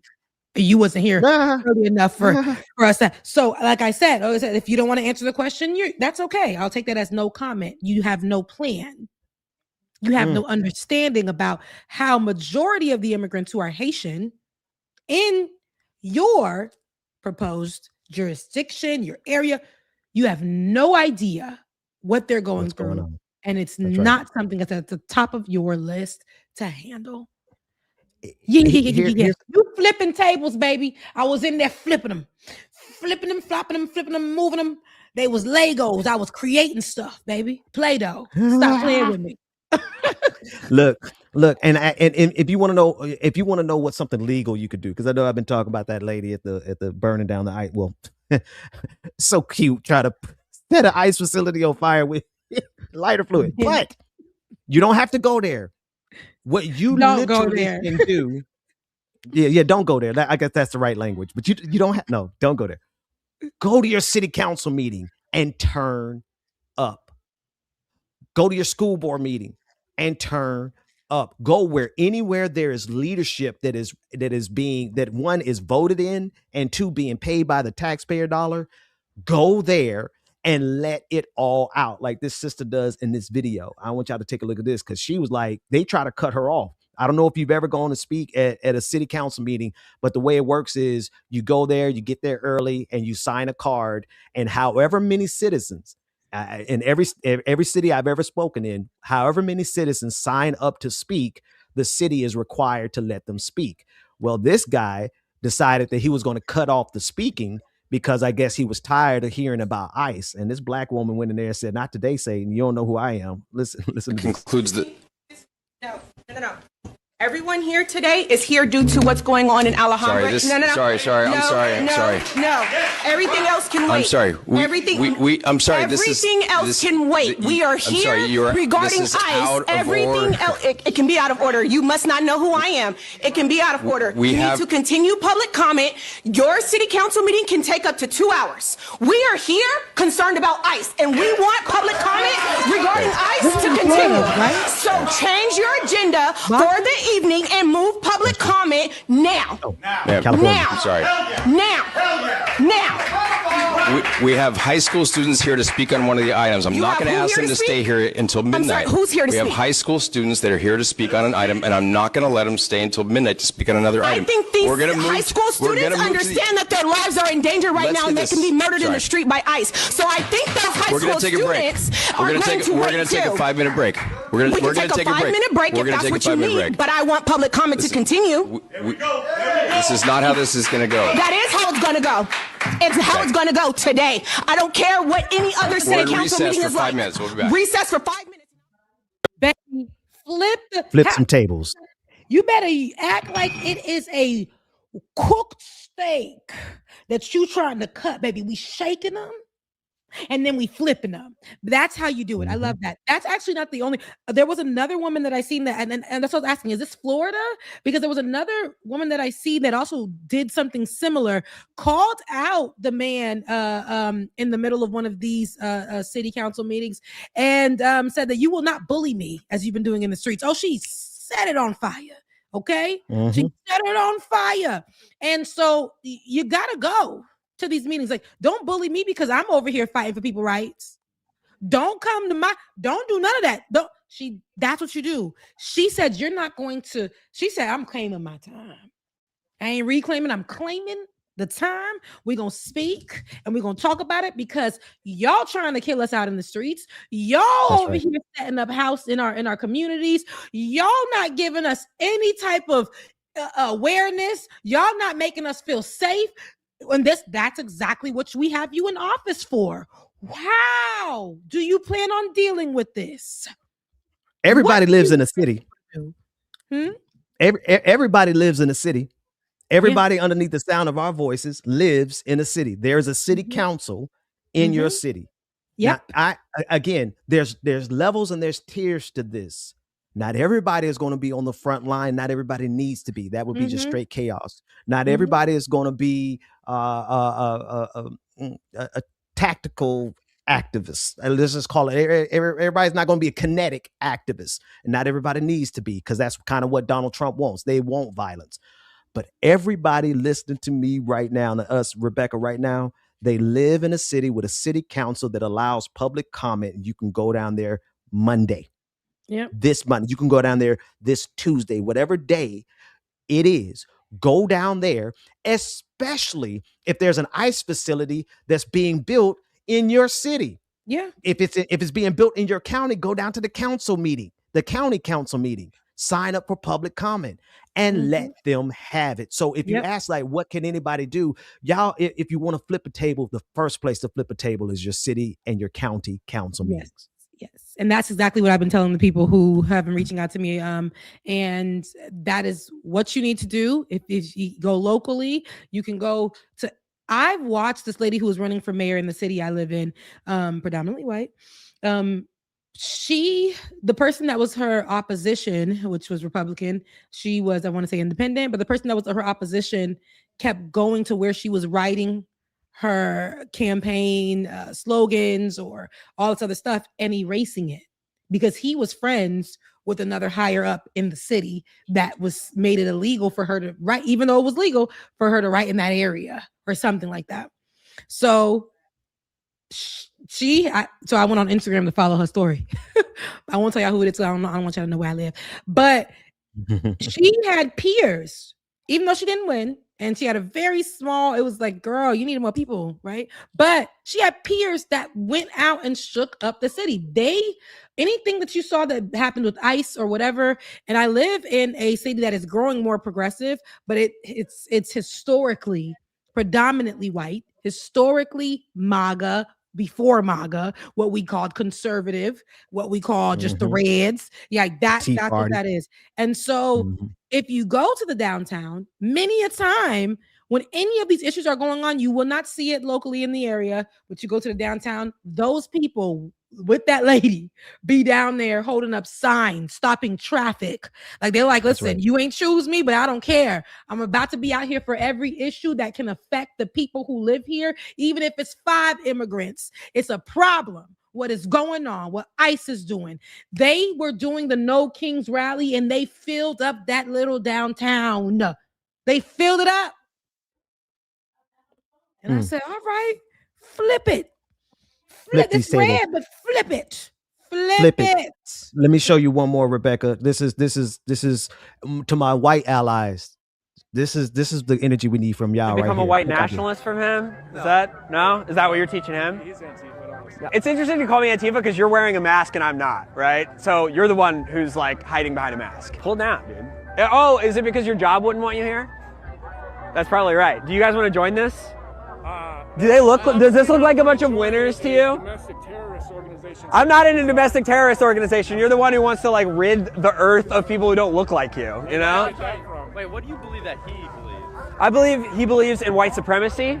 I don't believe that. What do you believe then? Yeah, you believe that like America is for Americans, right? That's like the base of your thing. And what and who gets to decide who's American? The white men, right?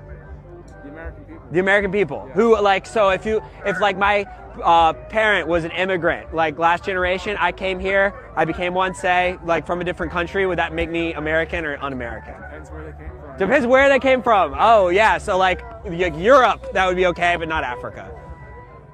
Yeah, so that's the white, that's white supremacy right there. That's all you need to know. Thank you. I hope you don't join this. This is literally the scourge that this does represent like the end of the country if people go this way. So just especially like I couldn't imagine like you're not going to see a lot of diversity over there.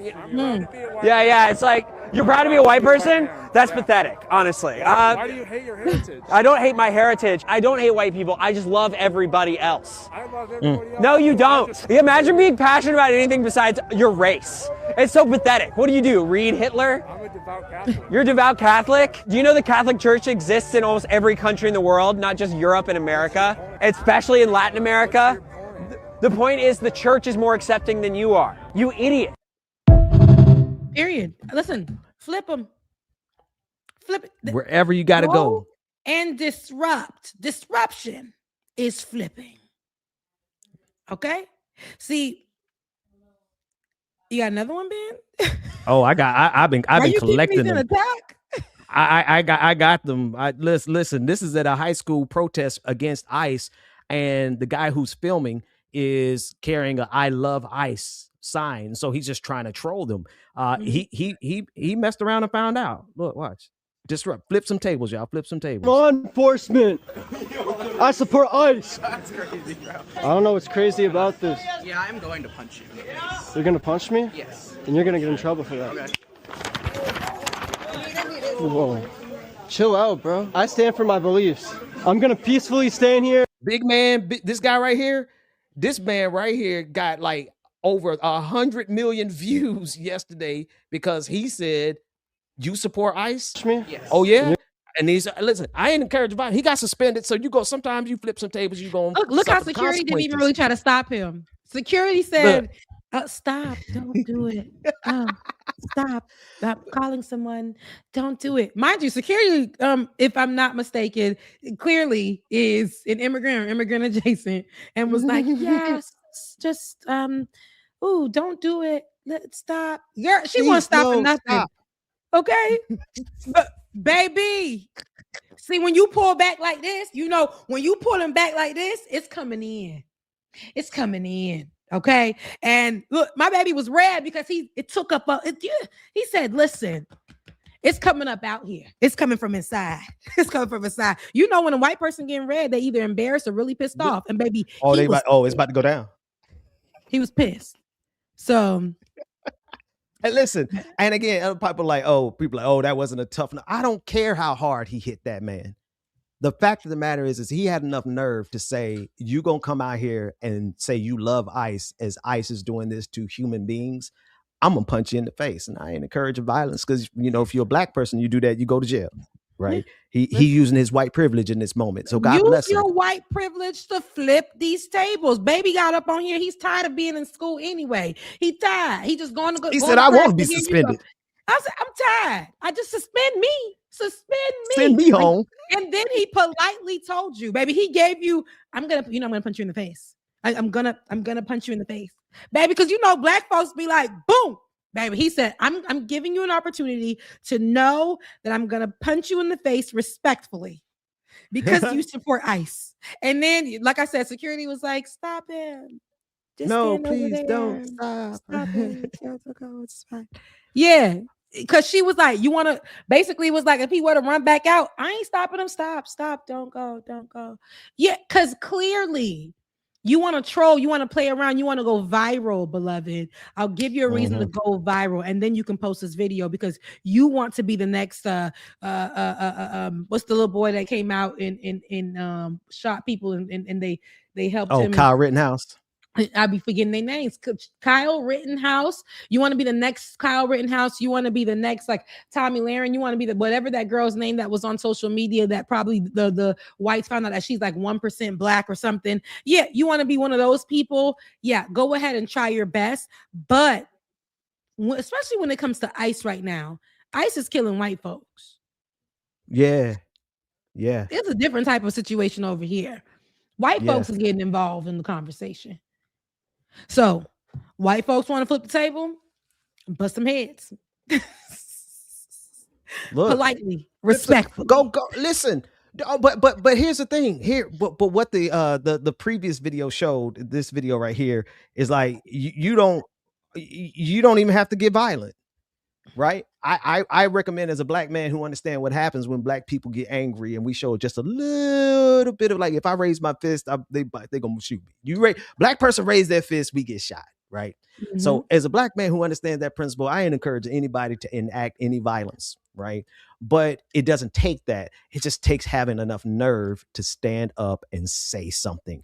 And you might quiver, your voice might tremble, your knees might quiver, but my God, you're gonna feel like a Giga Chad afterwards. You're gonna feel like a champion afterwards because you would have done your one little part. I mean, there's 350 million Americans, and half of us ain't insane. The other half might be, but if each of us do our own little part, just that little micro transaction, that you're saying something to your family members.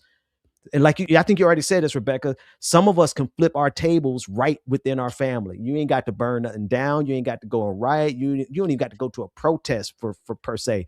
Just flip the tables in your family group thread and text. Mm-hmm. Do that.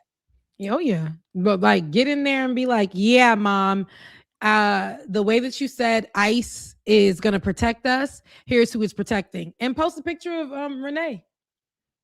Yeah. Get in there, shake it up. And say, you know what, mom? I'm not coming home for whatever. I'm not coming home for whatever holiday. I'm not coming home for Easter because I don't want to be around a person. And then list off put screenshots of your mama text messages. Yes. Shut it down. I'm usually never pro that, but in this lifetime, baby, it's time to get a little like flip the tables. Flip the tables. Yeah, it's 3:00. We've been here for a minute. We've been on here for a minute. I know I came late, but we've been on here for a second.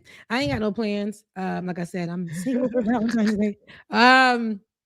So Rebecca, where's your Cash App? Put your Cash App up. Yes, it's Becca's voice. It's Cash App's Becca's voice. It's put it in the comment section. Put in the comment section so I can put it on the screen. And I just feel like here we go right here. I just feel like, I love y'all. You love me. Support these microphones so we can keep them on. I was about to give you a Barney thing, but it didn't go that way. But support us so we can be a big, happy family because we have these conversations. And thank you, Ben, for even bringing it up. Some of what was in those files. That's very important conversation. But again, who else is really having these type of conversations this morning or after today? I know it's Valentine's Day. I know all of those things, but who else is really getting to the nitty gritty? Also, please pay attention on how to get involved, how you can make a difference. Flip the tables. Go back to, if you're just tuning in, go back to the last 30 minutes how me and Ben were just discussing on how you can flip the tables if you're not somebody who wants to go outside, if you're not somebody who feels like they want to take it to their job. You could do it in your household. There's different ways. You can go sit in the city council meetings. You can join city council. You could do whatever. There is options. There's a way. There's something. And right now is a very, very pivotal time for us to lock in. It's a very, very pivotal time for us to lock in. And every day, like right now, I bear the weight of not being able to do this as much as I want to because I have this job, but also they already warned me because of my work. You know, I got to be really, really careful. So I'm choosing to flip the tables over here by continuing the work, although I know I need the income. You know what I mean? So I think that in these particular moments, choose what clique you claim. like that's you got to choose. What set do you rep? That is what clique you claim, and be mindful on the side that you choose. So I can, so that you because whatever side you choose, just think about that white boy. I'm just gonna have to punch you. I'm just gonna have to punch you. I was like, I didn't know which white boy you were talking about. You talking about not this one, not the peaceful one. You talking about my man right here. Yep. And so that's pretty much it. Let's go ahead and get. You want to read these? Yeah, I was gonna say, let's read these super chats. Oh yeah. Well, let me cash apps because those could be really well. Becca looks gorgeous. Thank you. Ben, will we ever see you in the flesh again? You guys will. Right now, he just look me telling you a story. I don't know. I'm thinking I might transform myself into a cartoon. Y'all see me as a cartoon. Go ahead, Rebecca. Read the next one. You might have to. Happy Valentine's Day. Thank you, Prairie. Now, have y'all ever seen Prairie? I know I shouldn't be doing this, but Kowalski is fine. That's a fine white man. I don't know if y'all ever seen Kowalski. Kowalski fine. He on Thursdays, sometimes we have the call-in show and he'll come on there. The other day that we had it, he had like a little muscle shirt on. I'm talking about stretched, how Arnold Schwarzenegger be like that. But he's the guy that works out in I want to say as a farm, correct me if I'm wrong, but works out in the fields and he has a YouTube as well. And he supports us. So shout out to you. But happy Valentine's Day. This is for a small box of heart-shaped chocolates or flowers because I'm a gentleman. And you are. I respect it. Thank you so much for that. Candy for the pretty light for me. Thank you, Eco-Socialist. Again, Prairie said that you can serve Christ or ice, but not both. You preaching? What a word! That's the word. It was right here in my channel. Soul Life gifted 5. Rebecca Azor. Thank you so much. Again, I'm working on the memberships. I have some content. We're working on it. Give me some time. We're working on the membership content. Unity should not always equal conformity. Thank you so much, Mark. Miss Valex, V Alex. Thank you so much for your super chat. Prairie, once again, without justice, the public will choose violence every single time, as we should. Go 100% John Brown.